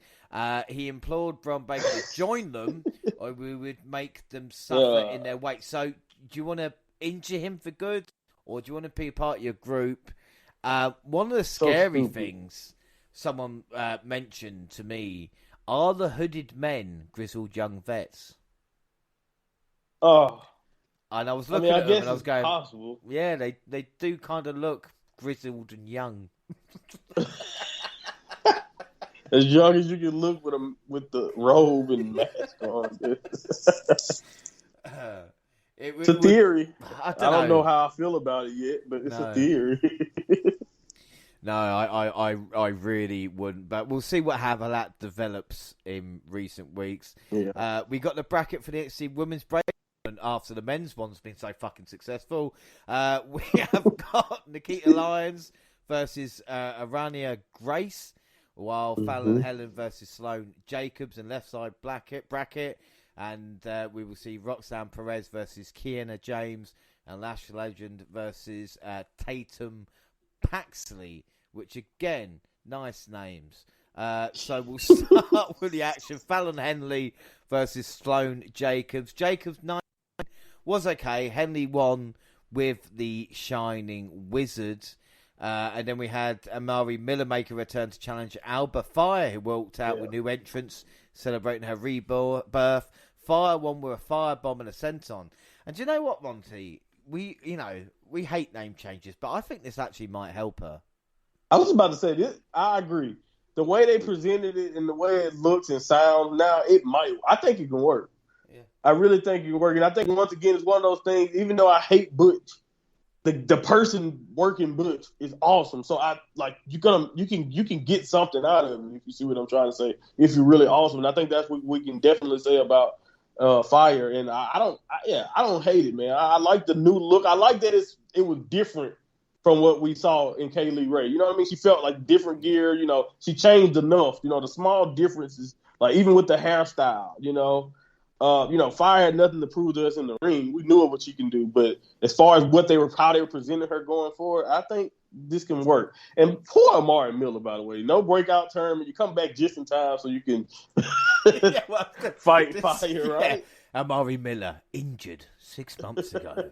Right, they show us that footage and everything. And then destroyed in a minute and a half. But again, Miller did all right. I had a really strange sense of deja vu with Solo coming out saying he wants next with Hayes and Grimes for the North American title. Going, how many times do I have to see this?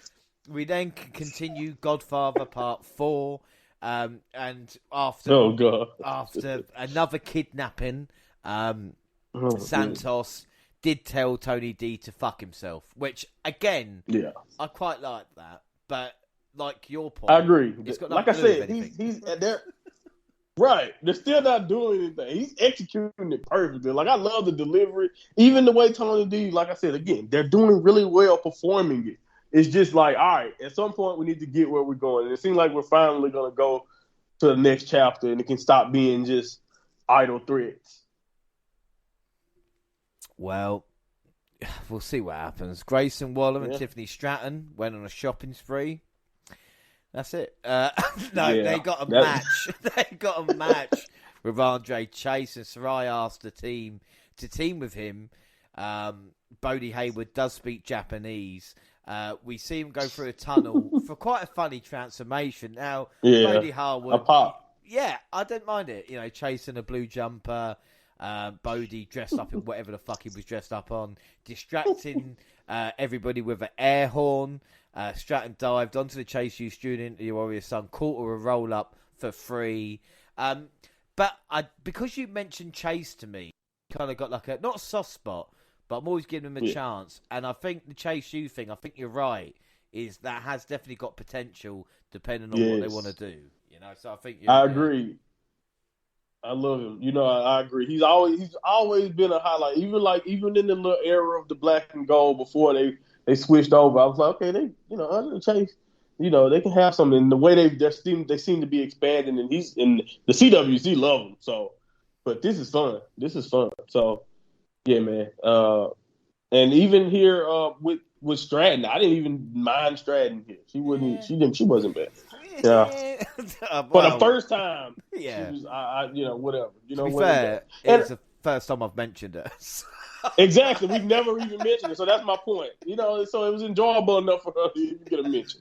But Waller, by the way, I told you how much I do not like him, but he is damn good at just being slimy and unlikable. So whether and I know that's usually like we just talked about Cody's version of over, or like how people believe you. And once you start saying that, the heel is getting cool. I don't think he's getting cool at all.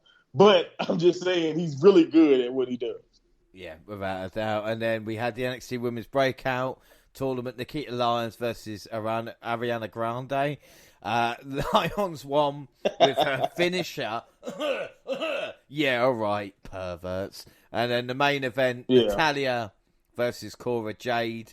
And Natalya went after the knee of Cora Jade, doing enough damage to escape Jade's attempt at a sharpshooter. The boat then knocked on her own sharpshooter and forced the young star to pass out from the pain. I'm just ashamed Cora didn't blade herself and have the blood gushing down as a sharpshooter.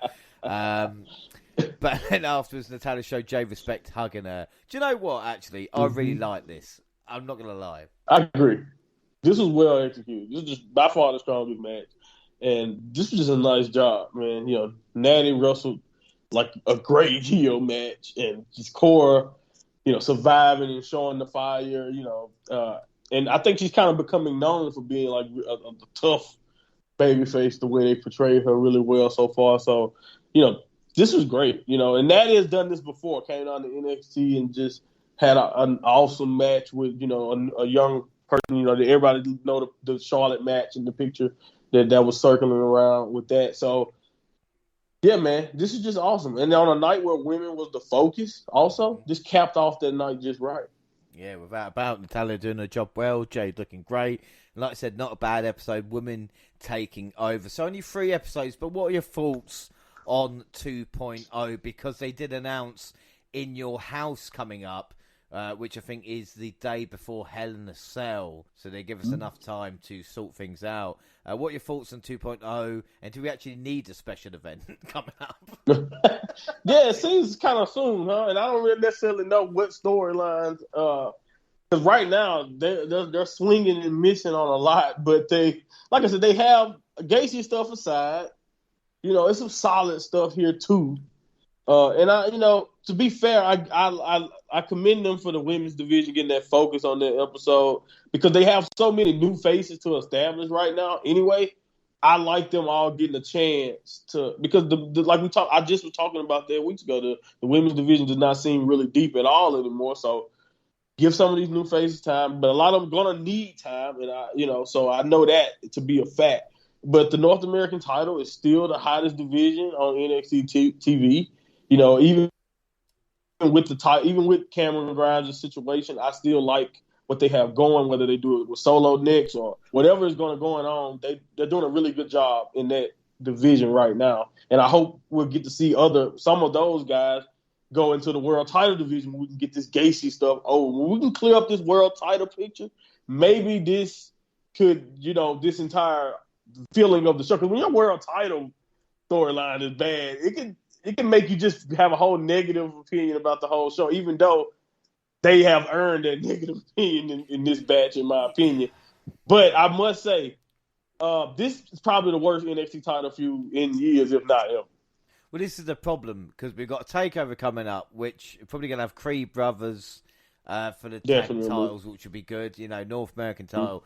But then main evented by fucking Joe Gacy versus Ron Breakin. And if the hooded figures are going to play an important part, then it worries me that will they pull the trigger on Gacy and have him win the title? Really?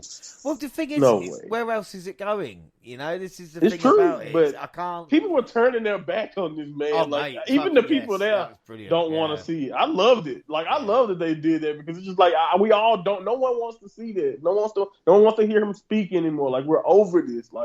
But I don't know. Yeah, I just think that'll be a massive mistake. You can't have him lose, even though I do understand your logic. So I'm worried going forward. If that's what you're thinking, I'm worried going forward. I'm not saying it's bad time, but we've got through it. Like you said, the bad times are over now. That is NXT. We're going to move on to NXT UK. We've got 3 episodes, including the 200th episode, and of course the women's title and the NXT UK title on the line. So we'll start off April 28th. Andy Shepherd and Nigel McGuinness in person. He has been doing it. Yeah, I know. He's been doing it like us. Believe it or not, I'm not going to ruin the illusion now. We've got other side, different countries. But now, I dream on to you and I doing an update next to each other one day. That's yeah. I get it. And he seemed happy to be there. It was good to see how lively and packed the arena felt too. It wasn't so spread out like it had to be. In the other shows, it seemed to be things that seemed to be getting a little bit more lenient. So it gave the show all batch of these shows a really, really good vibe. Without doubt, they've changed the camera side as well to have more fans there. So it actually does look better. And we started off with a tag grudge match, Symbiosis versus Mandrews and Wild Boar, with Eddie Dennis trying to escape Wild Boar's wrath. Andrews and Wild Boar actually worked together quite well until Dennis hops on the apron for a distraction. Symbiosis looked to put the match away, set up in the corner, but Wild Boar was well acquainted with his partner's moves, rolling out of the way to deliver a spear and a splash in the corner for Andrews flat T-bone with a fall to pieces for the pinfall. After the match, Wild Boar did not wait around long to celebrate for throwing himself through the ropes and onto Dennis, raining down right hands and chasing Dennis around the BT studio with a steel chain in hand. Damn, did Dennis sell this. What did you think of this match? Yeah, he was on the run. He sold it. He was terrified the way he looked. But man, this was great. I thought they, like you said, I was really surprised. I guess I just because I'm not that familiar with Boar, but him and Andrews definitely worked really well to me. And I liked at sometimes. I liked at the times in the match too, the little things like with Andrews would reel in Boar, who was obviously just seething at the sight of Dennis out there. So. Then Boar got the hot tag and he just went on run, and this was fun, man. And it was the next logical step in his quest to finally completely get his hands on Eddie Dennis. Maybe in a match sooner than later.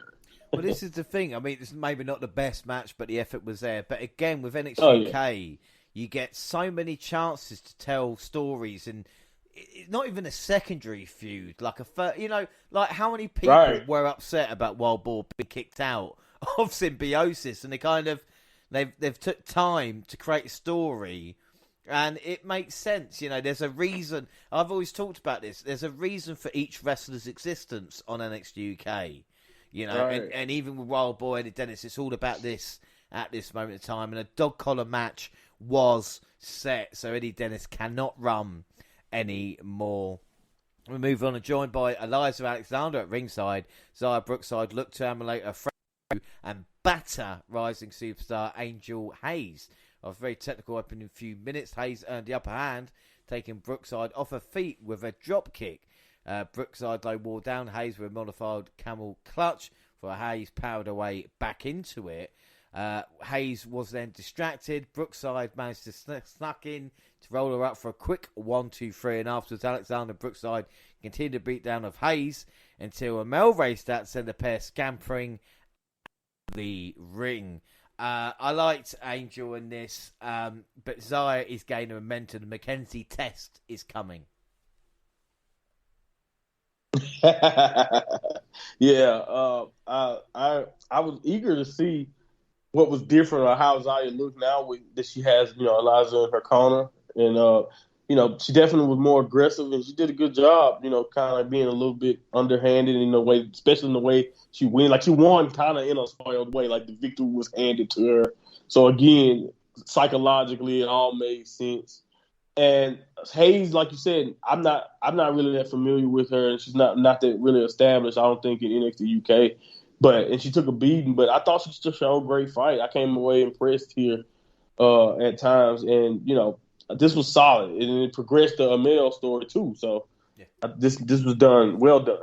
Yeah, French Hope will fight for justice, as it was, and then following a brief conversation at the NXT UK Performance Centre, A-Kid will be having an upcoming rematch with Charlie Dempsey. It'd be funny if they called him the A-Kid at some point, but A-Kid's fine at this moment. Damon Kemp has had a big update, boys and girls. Not only has he joined Diamond Mine, but he's officially joined the NXT UK roster as well. And speaking of 2.0s, Von fucking Wagner. Can't escape him. Saxton Huxley. I can't.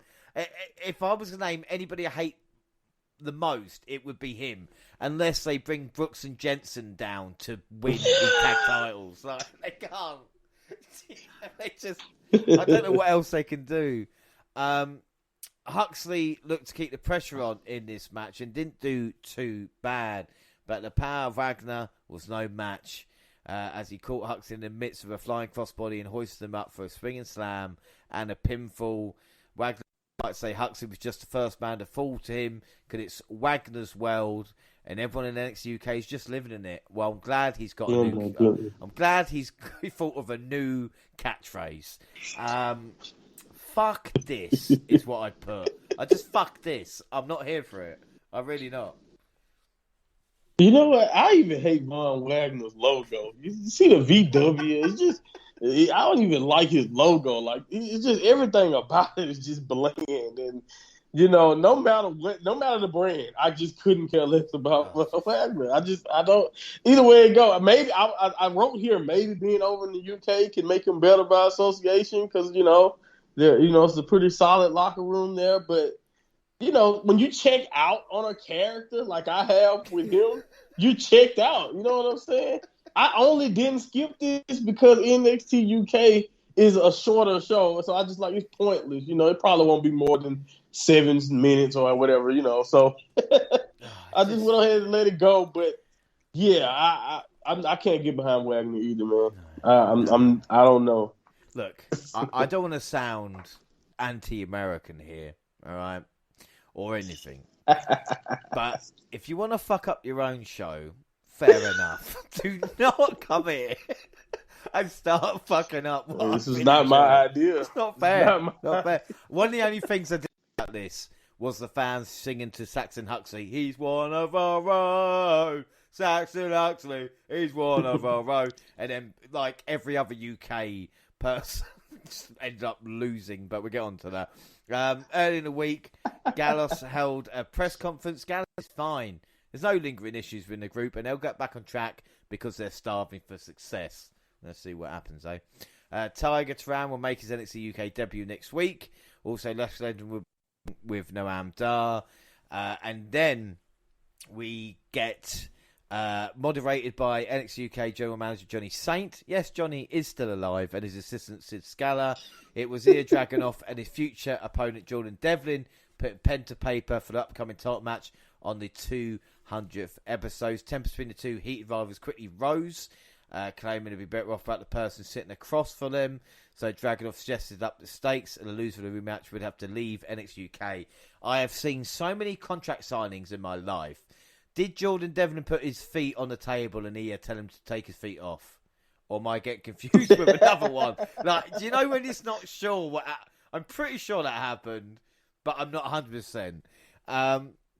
They both, of course, signed the contract and made the stipulation official. Dragunov dodged an attempt for a headbutt by Devlin to deliver his own, and they started trading blows with looking to smash Devlin through the corner, table in the corner, and then Dragunov charged towards Devlin. The Irish Ace pulled Sculler in front of him to halt him, dropping him with a headbutt. That is Ia, and then launching him through the table with a devil inside. This was a very WWE way to end the show. Yes, it was. Textbook Raw. Yes. Textbook Raw go home show or whatever. It was good to see Johnny Saint for like the second time that night, I think, because he was there for the Damon Kim thing. So, I don't get to see him much. So I always write down we have a Johnny Saint sighting. And like I do like that. The only thing I do like about this thing even was the stakes. The stakes were high anyway. 200 episode, big deal.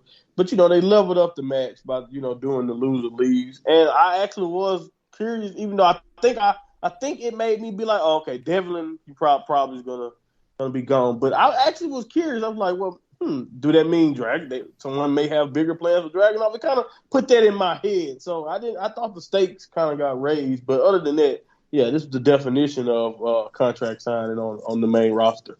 Yeah, I mean, it's not the strongest on the mic, but it's worth it for like you said, the loser leaves town carry out. Sid Scala was pissed. I thought he was going to fuck up. I thought he was going to fuck up Jordan Devlin. At some point, he was pissed. Yes. Wait, you got 2 weeks time or whatever he kept saying. Like he was just.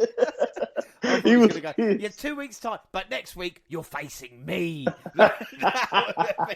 Yeah, he was heated. Yeah, it's not the best episode, but it's the first one of the new set of tapings, and we have got the women's NXT title on the line next. So let's get straight to it. May 5th. And I will say, and you mentioned this earlier as well, Nigel McGuinness loves NXT UK as much as Pat loves SmackDown. I think if you put both in a room, if you were to do a mass debate, both their heads would explode. I agree. He loves it. He's excited. The red and black brand. He's he's very, very proud to be back. And I think you can tell he's actually happy to be back over there also. Right. Well, we get the Supernova Sessions with Lash Legend. This segment took place inside the ring instead of a set. Charles Samuels offered Legend his chair. Dar gave Legend some stale flowers, and Samuels gave her a beautiful bouquet. He had a highlight reel of a Legend in NXT. Dar accidentally poured water all over himself. Then Samuels ran the odds of all the NXT 2.0 exchange students, insulting Damon Kemp. Legend then spewed a few more catchphrases before this segment was over. This didn't with the crowd, and the story is that Dar and Samuels fawned over Legend. They can do better than this. They tried, but Lash was awful. I mean, this was 2.0-ish. Yeah. They turned. It felt like it. But I did pop because I was, just because of the execution of like some of the little gags, with the flowers that Dar found. I don't even know how you present them to someone. Like they were. Oh my God, the worst flowers I've seen. But yeah, I think that the worst thing the point is you thought she was horrible, and I think that's her strong suit right there. It's just talk. It's like talking is literally supposed to be the thing that she's best at right now, because we've seen what she has in the ring so far, and she definitely, you know what I mean? She has a lot of work to do in the ring, so that's what she does best, and you hated it, so. Well, can't wait for more 2.0, yeah. Sid Scala announced a 4-team mini tournament with the 2 winning teams advance challenge for Mustache Mountain titles. During the announcement, Von Wagner interrupted and told Scala the only important announcement was Wagner being here. Sam Gradwell appeared, and I'm usually, as you know, Monty, so happy to see Gradwell. But he took offence at Wagner putting his hands on Scala. They had words. Looks like the two will meet in a ring down the line. Oh, shit, Sam. What? I mean, the guy I hate most on NXT 2.0 versus the guy I like the most on NXT UK. I'm not saying I'm paranoid, but it doesn't mean someone's not out to get me. You know, it's just not. Something's going on, man. I must say this, though. They trust our favorite. You know, they put Lash Legend with Noam Dar, and they put Von Wagner. Which I guess we gotta have a positive spin here. Let's just say, at least they really have a lot of trust for the people we really like. Yeah. Well, Charles Sam was backstage with Lash Legend, who took selfies, and Damon Kemp turned up. Didn't like the odds. Kemp said his odds meant mad disrespect and told Samuels to watch his match. Then up next we get making his debut versus Tate Mayfairs, and Turan dominated the early minutes with some nice lucha offense.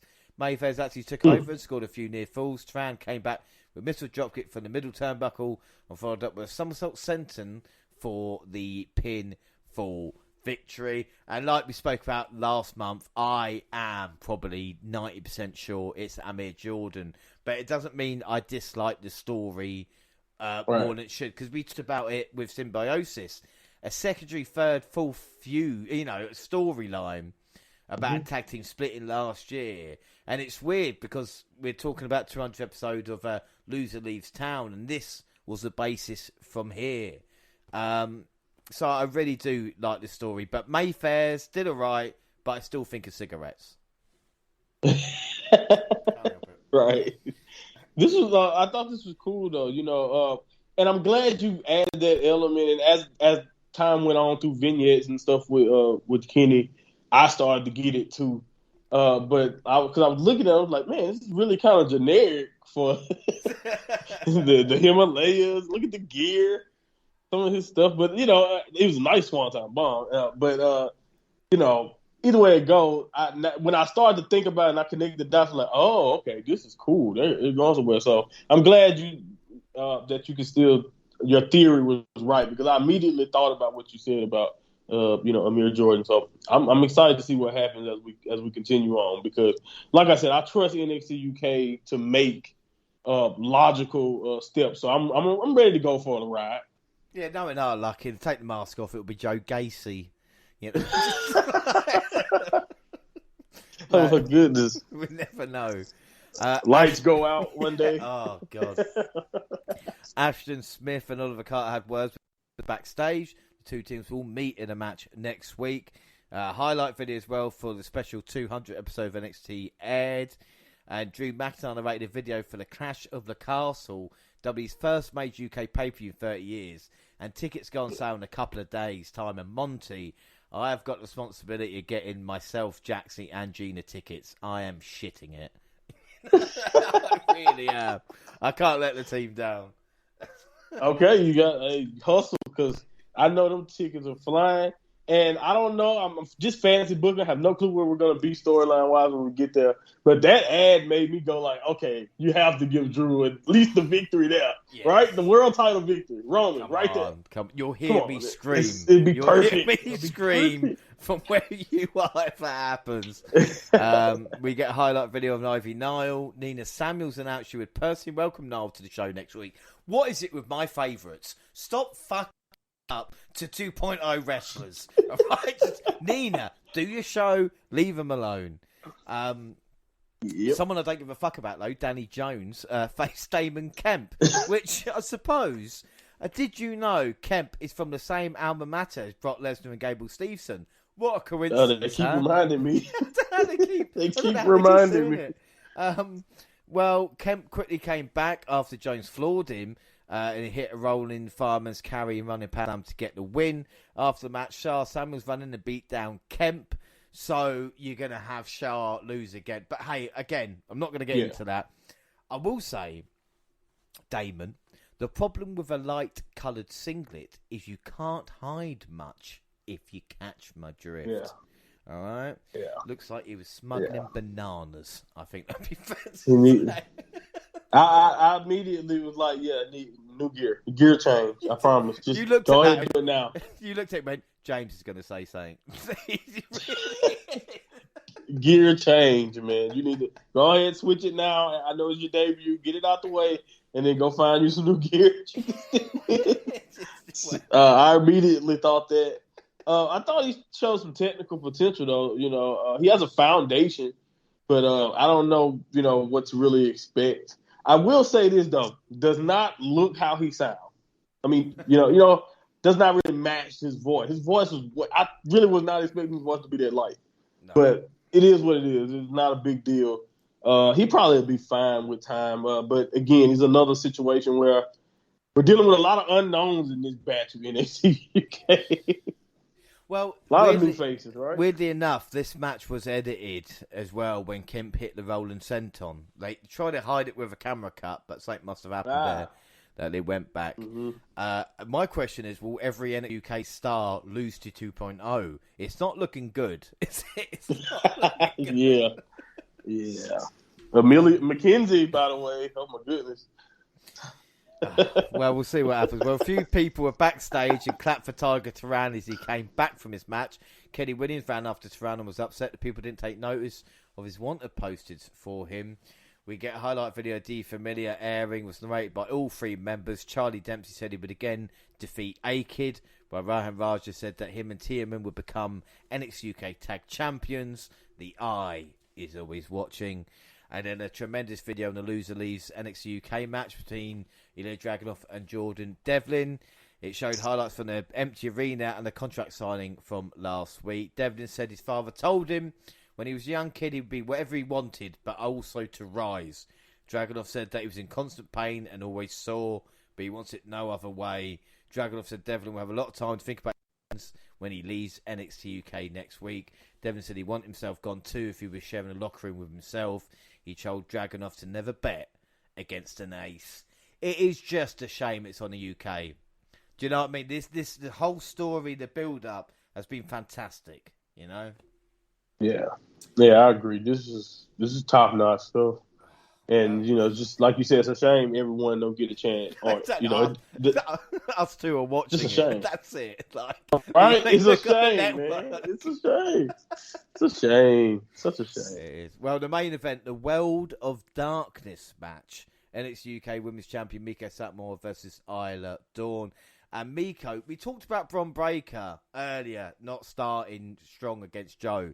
Well, Mika did not wait for the bell for getting the hands on Isla Dawn, delivering a huge forearm after the lights around the ring went dark. She hounded Dawn as Jackson spilled from the ring, where Dawn slammed the final boss face first onto the apron before pulling out an assortment of weapons from underneath the ring. They traded blows outside. Dawn abruptly dropped to her knees and threw her hands in the air, seemingly drawing power from the darkness as smoke billowed from behind her. Well, now focus. Dawn drops Satmore with a suplex for rolling the ring and pulling out a box of trophies using a piece of Danny Luna's hair to try and sit Satamura. You knew I loved that. I got a kick out of that was awesome. Magic box. That was an awesome callback. Yeah, she went to grab another trinket from a box, but got caught with a spinning back heel kick. Satmore attempted to go high risk, climbing the top, but Dawn caught with a brutal chair shot for breaking a broomstick across the back of the final boss. She tied Satmore's hands to the ring post, battering her with a rope. Satamura finally fade away out the ropes and returned to punishment to Dawn in full with numerous blasts from the kendo stick. Satamura with a tarantula submission. She squashed UK Women's Champion with a top rope Meteora onto a chair for a stunning near fall. The devious Dawn looked to suplex Satamura through another chair, but the final boss reversed. Dawn went through the chair with a Death Valley driver and then got hit with a Scorpio Rising. And Miko Satomura is still the NXT UK Women's Champion. I will say, before I get your thoughts on the match, this could have gone down a silly road. But I think some of the cinematography of this was awesome. And Dawn believes in that character 100%. I agree. 100%. I was really wondering, like, was it gonna be a street fight with the lights off or something, you know, or was it gonna be cinematic? And I kind of like you said, they kind of implemented a little bit of both, and the lighting and the sound effects, you know what I mean, that they had going on at the beginning, and you know they went for it all, you know, even the bizarre stuff that may not be for everyone. I didn't think was overdone either, like you said. So they definitely could have went even more wacky, but they didn't. But it made sense also. The stuff they did made sense within the story they were trying to tell in the grand scheme of things also. So, like you said, the belief of Dawn is incredible. And, you know, ended up being a very physical battle. You know, what you would expect after, you know, all that had already transpired. They were being creative, you know, tying Mako up in the broomstick spot. You know, they just really executed everything well. I think they killed it. And Isla is just awesome. You know, witchcraft, whether you necessarily can't get behind it, even though I think, like you said, her belief in this character and the way it's been presented so far has been really, really, it's just been done well. I don't know about how much lasting power it could have, but I know right now it's top-notch stuff. And that Meteor, that, you know what I mean? Like the Meteor spot onto the chip, like I thought it was over. Yeah. I actually believed that she beat the final boss. So when you kind of get that belief out of me and, you know, you become that much of a threat, I believe she's elevated now. Like I think she should be elevated in our minds as a threat because that was awesome, in my opinion, from Dawn. And, you know, Mako's the final boss and continues to show that, you know, how good she really is all the time. So this is great. It's not often the challenger comes up short, but it becomes stronger from it. And Miko, like I said, is just such a badass and makes kind of perfect sense. Kind of what the kind of character's doing in this. And I thought, like I said, with Dawn, we've seen that progression the past year, even getting the, you know, the boxer trinkets and kind of joking about that to kind of begin with, and then everything she's built now is becoming a legitimate threat. And this is, like I said, when you've got time and you're not worried about either, you know, being released or, you know, when you're this is what they can do, you know. Right, and like you said, that patience, you know, and like it feels like it paid off here. Yeah, without doubt. Well, last episode, and it is May 12th. It's the 200th episode of NXT UK. Yes, I cannot believe I've been reviewing 200 fucking episodes of NXT UK since it started. A nice promo to start as well. Nigel and Andy calling the action, and it's tag action to begin. The winner will face the tag champs, and the winner of the other tag match, of course, it's Joe and Mark Coffey versus Oliver Carter and Ashton Smith. The Gallus boys wanted to be on top, getting some encouragement from his younger brother Joe Smith, flying with a belly-to-belly suplex, imposing his will, despite tweaking his leg following a backbreaker. The damaged leg proved to be a target for Smith as Carter as he wore down the Iron King by hammering away. Joe to kick out with a big boot and assisted 360 splash before catching Carter with a pair of knees during another attempt to splash to escape and tagging his brother Mark. Mark stormed in with a hot tag, but Joe called for the tag so the tandem could knock Smith off his feet with a combined clothesline and chop block for a near fall. After Carter jumped in to break the pin, he flattened Mark on the outside with a dive over the ropes, which allowed Smith to cut the lugs out from under Joe for hitting an assisted moonsault in the centre of the ring to win to earn the pin victory. Before I get your thoughts on this, the very first match of NXT UK was Joe Coffey versus Mark Andrews, so I quite like the fact on the 200th show the fucker's still there. What were your thoughts on this, though? Yeah, man, this was great. I think Smith and Carter, man, They really hit their stride. And, they look good in this match. And they were in control. They were the better team in this match. And I love, again, I say it all the time, just how logical and just how smart everything is. And that's just because, not to say that other promotions are dumb, it seems like everything they do when they're trying to tell a story is connected. And I just love that about NXT UK because, Gallus has been having issues, trust and all. They've been arguing, and they were isolated a lot during this match while Carter and Smith were working together throughout, And so just that element was beautiful for me, and continuing that little dissension or problems that seem to be going on with the coffee. So, I just love the little thing about in the little things about NXT UK, and I just love how they focus on that stuff. And this is just really good. And Smith and Carter qualifying continues the tag team title chase. So this just ended up being nice stuff either way on both sides. Yeah, like you said, the emotion of Joe at ringside, knowing he kind of let the team down. We're going to touch on that a little bit more in a minute. But another really good opener. Another big win for NXT UK's most improved tag team. And a big scalp. Like I said, Gallus Boys have been on top 200 episodes. So Smith and Carter to get the win there is a big deal. Another big deal was A-Kid facing Charlie Dempsey in a Heritage Cup rules match. I mean, no matter what happens on 2.0, I'll be thinking about that. Lash Legend interrupted Amina McKenzie. McKenzie says Legends only ran her mouth and she hadn't fight. Legend says she doesn't want any of this. Up next, Nina Samuel's show was stopped by Ivy Nile. She made a powerful impression. Samuels did manage to step Niall's head back across the ropes to take charge of the match, but the Pitbulls swung the momentum back to her side, powering out submission attempt to drop Samuels with insecurity for hitting her with a flying fall-away slam. Poor fucking Samuels. Nia pummeled Samuels in the corner and climbed to the top rope until Samuels caught by surprise with an earring and slap, but it only made Noel angry. She locked in her dragon sleeper on the top turn, flipping off the top rope for a unique fate buster, holding on to force Samuels to tap out. Poor Nina. She worked well, and Ivy, I think, just needs experience, but I didn't mind this. Mm-hmm. No, this was good, in my opinion. It was good to see Ivy in the ring with someone like Nina, because I really do give her the utmost respect, just like, because she's just a highlight whenever she's on on TV. Like, so far in these reviews, I've enjoyed pretty much almost everything she's been a part of. So Ivy being able to learn and be around people like that, be in this women's division, like I said, a very, very strong women's division, can be valuable for her, because I think she has the look and the background. So this is really strong, and this is cool in my opinion. Well, another thing as well is Ivy kind of fits the bill in NXT UK of kind of another women's character that we haven't got, like a complete kind of submission badass. Yes. Ivy would kind of fit that well, even though obviously, well, hopefully, especially Von Wagner's case, they're not here for long, but it'd be interesting to see what happens. Damon Kemp is in NXT UK to learn the British strong style and is ready to face Shah Samuels. We get a video package promoting the upcoming dog collar match between Eddie Dennis and Wild Boar.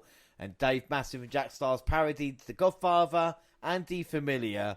Do you know what? I liked it. Again, Stars... I died laughing. Stars are massive trying. Oh my goodness. I was laughing, man. This was a great spoof. Well, after losing their match, Joe Coffey feels like he needs to be a better, bigger brother to Mark, step away and get back on track. You wonder what is next for Gallus. And then Kenny Williams watching Tiger tapes. He's sending Kenny loopy. And then the main event, what we're here for now, the very last match to review the NXT UK Championship on the 200th episode of NXT UK, Ilya Dragunov versus Jordan Devlin. They set the tone early with a flurry of fierce right hands for Jordan Devlin muscled Ilya Dragunov up for a brain buster across the top rope, sending the champ crashing to the floor. It looked brutal, and I honestly don't think I've seen that before because it's such a dangerous move. I think I've seen like Sami Zayn do it like once maybe, but yeah, definitely rarely done, and it was sick. It was absolutely sick, man. That was an insane spot. It set it up. I'm like, okay, I can see where we're going in this fight if this is how it's gonna be. This was early into this match. Yeah, so when exactly an early bump makes you go, Jesus fuck, like you're in for something. And Devlin continues to dissect the Necro series and slams as he struggled to maintain any offense. He fought his way out of a half crab submission, and Dragunov battered the Irish Ace with a barrage of devastating clothesline and suplexes to take Devlin off his feet. As Dragunov attempted to go high risk, Devlin knocked him off the top rope and flattened Dragunov with a springboard moonsault for delivering a reverse cutter for a near fall. The two superstars traded blows again atop the turnbuckle till Dragunov gained control and sent Devlin flying with a massive superplex. Dragunov meant to finish the match with a Tito Moscow, but Devlin sidestepped out of the way as the champ crashed into the turnbuckle, hoisting Dragunov up for a Devlin side, and the 1, 2, 3, and your new NXT UK champion, it is Jordan Devlin. But wait, the general manager, Johnny Saint, stormed out, and as Andy Shepherd was shouting for VAR, it looked like he did see indeed the foot on the rope, and the match had to be restarted. I wasn't sure about this, but at least it means at that point. I mean, did you think at any point, "Oh fuck, Devlin's done it"? And also, at least it's something Devlin can moan about, right? Yeah. No, I definitely did not think at any point. I was like, yeah, he was too close to the ropes. His leg was right there. I was like, even when he counted, I'm like, no way, this is how it's gonna happen if they do it. So yeah, it was tough, but I did almost, after I kind of thought about it, I was like, I guess it could be like a nod also. Like, yeah, we appreciate you, Devlin, because you've been here from the beginning also. So you can kind of have the feeling of winning the championship here. But, the inevitable I thought was coming, and it wasn't that long after they restarted it. What was going on? Yeah. The bell rang once again, and Dragunov nearly pulled a quick one on the furious Devlin with a surprise headbutt. But as he charged it for the speed of Moscow, the Irish Ace countered with a sunset flip pile drop. And fucking talk about that. Oh, and the suplex. I mean, that was incredible, Yeah, that was perfect. It really was. And then the two belt adversaries traded headbutts until Dragunov countered the Devlin side with a German suplex, catching the Irish Ace with a torpedo Moscow to earn the victory and retain the title. So still the NXT UK champion, Ilya Dragunov. And this man can have a bad title defense. Both men look like stars. What a fucking main event.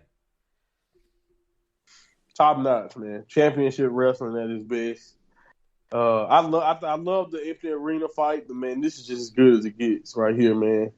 And I don't know, man. From the beginning of it, I thought this match was really good. Working the neck after the brain buster and all of that, and the Dragunov run currently has been. It's what the hell is going to keep him down?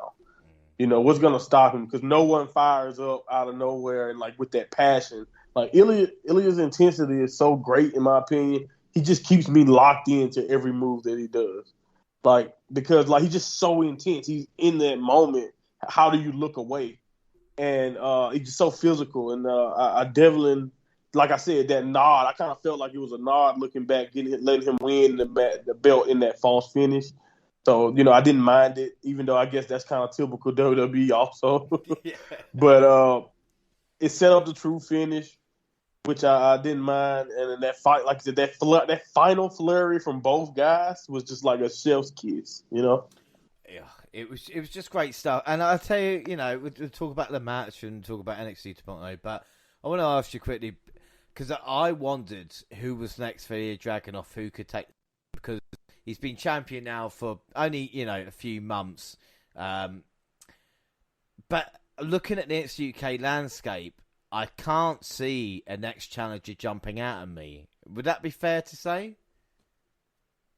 Yeah, I mean, unless, and no, and I think because he's already fought A-Kid, right? So yeah, so that makes him.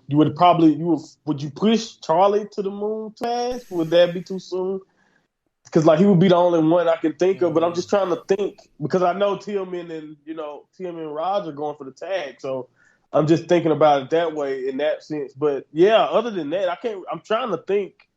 Maybe a Mark Andrews, maybe But I don't know. there's no one there though. Shall I say there might be? There's there's no one there to take. definite answer. Yeah, I mean, there's no definite answer. There's no one. There's to say he holds the title for the end of the year, I'll be pretty certain unless someone kind of springs up. Where it comes with Miko Satomura, I think Blair Davenport. We spoke about that.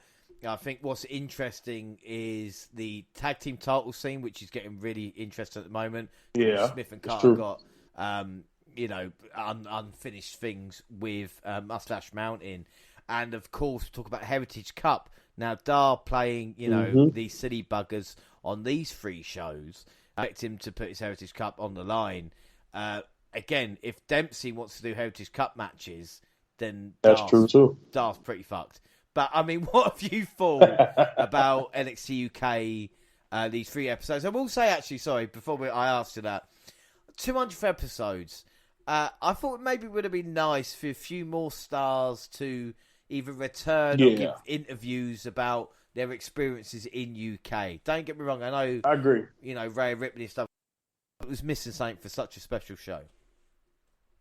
I agree. I like the little video package, where they kind of highlighted what a lot of the biggest names throughout the brand's history is up to now. Like I didn't mind it, but I agree. Like some video packages from like the Pete Dunnes or having some of them maybe talk about those early days of the run. Maybe just throughout.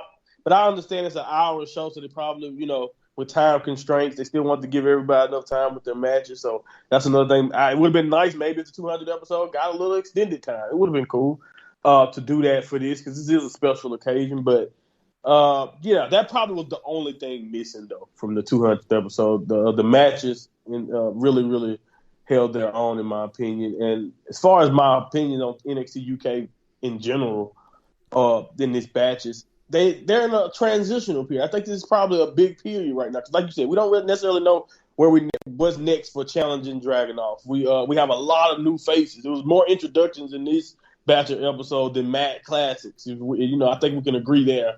So, but it all made sense. I still kind of trust the way that they develop stories. So if they continue to keep that foundation and, even with the new faces like Kemp and Shaw situation already going down, even with Lashley and McKenzie, I'm not saying I got high hopes for the outcome, but it's already set up like they're going somewhere with it.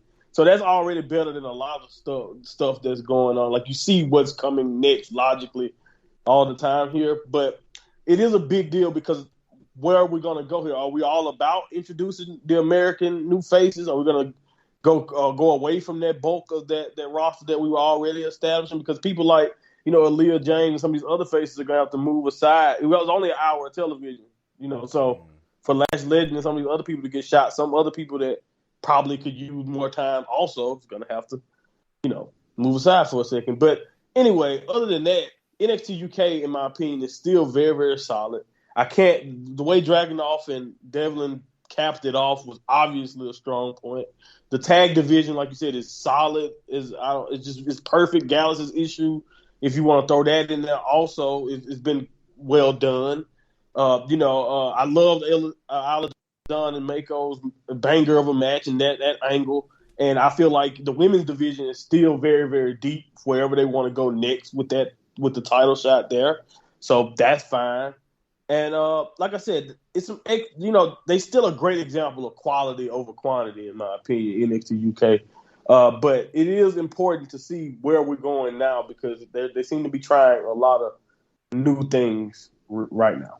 Yeah, my only worry is that we could have done this with NXT, and it's like in a few months' time, you and I having a conversation. Remember what UK used to be like? Before. Yeah, I hope that's not where we're going. Yeah, but that's why I say this is important because we could be either going towards a dip, or we could be going to new heights because like you said, Dragunov match by match this reign.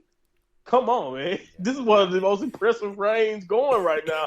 Like you said, unfortunately, the eyes are not on it that it deserves. but every match he's having has been great. But this is the thing, it's like Pete Dunne's reign, and I go, well, no one will ever better Pete Dunne's reign or achievement. And then Volta comes along, well, no one will ever do. And here, like I said, it is 5-star. I mean, if you do not believe us, watch it. It is a match of the year candidate between two guys that deserve to be stars. Whether they are or not, is another thing. But what's next for Devlin? I wanted to ask you that too. Do you see NXT? Are we talking main roster anytime soon, or is he just going to go over to the States to 2.0 and get up to those shenanigans? Like, what's next for Devlin? He's got to lose to Grayson Waller, so they've got to kind of. Oh God! Okay. That. I personally think I think he's main roster ready. His size is going to let him down. Yeah, that's going to hurt him. Cruiserweight title, but then again, teaming up with Balor as a student and teacher. I probably wouldn't mind that, but the thing is, Devlin is so unlikable. Yeah, like gonna be the most obvious turn ever. Everyone's gonna see that coming. Yeah, the credit to the Irish Ace, like 200 episodes of NXTUK, and whatever happens next, it'll be interesting. But like you said, I don't think it will be as a face. But I mean, think of the plethora of things we have covered today. It has been an amazing episode, as it always is. But this one, we've hit near enough everything, Yeah, man, a nice wide assortment of, awesome wrestling talk, man. This is fun. Well, that is it then. Don't forget, across all social media, Twitter at the WNR Podcast. I'm at the WNR JR. You can find the entire WNR team on the Twitter banner. Or, Monty, where can they find you? Yeah, it's at Mind Monty Pod, MONTY. You can click my pin tweet, go to my link tree, listen to our latest episode where we talk about more in depth about the Kota Ibushi situation that we mentioned earlier. And, we also recap my horrible predictions for Backlash. So you guys can come over there and laugh at me as I try to rationalize some of the bad decisions I made. But anyway, check us out, at My Monty Pod. Yeah, perfect. The Double also on Facebook and Instagram. Of course, all good platforms. Send us an email at doublepodcast@gmail.com. YouTube, Double Podcast. We have all the latest clips of podcasts. Because they time on YouTube, they do SoundCloud on your phone. Also, Spotify and iTunes. You can download, subscribe, rate, and review there. So that is it. Our next episode will be the end of the month, Double or Nothing, May 28th. But we will have a huge June and July are coming up, Monty, as well, because like we spoke about, we've got NXT In Your House that we're going to hopefully do June 11th. We'll have 4 episodes of NXT to watch, so it will be an update and a special event, and then hopefully a week later we catch up with the network and the UK stuff. But we've got the Forbidden Door coming up, the pre-show and the live show. We've got Money in the Bank coming up with a pre-show and the review show. It is going to be hitting hard. So if anybody's listening now and thinking, I want to hear more of you guys, then just wait until next month. But the next time we're all together, we'll be, like I say, May 28th for Double or Nothing, the pre-show. But until then, I have been James Rowlands and was joined by the mind of Monty. And again, it's always a pleasure to have you on. And to do this, it flies by, Right? 2 hours just like that. All, easy peasy. This is always fun. I appreciate this platform. I say it all the time. I can't wait to do it again. We obviously have a lot planned. Yes, we do. The WNR will be there. But like I said, thanks for listening, everybody, and bye. Adios.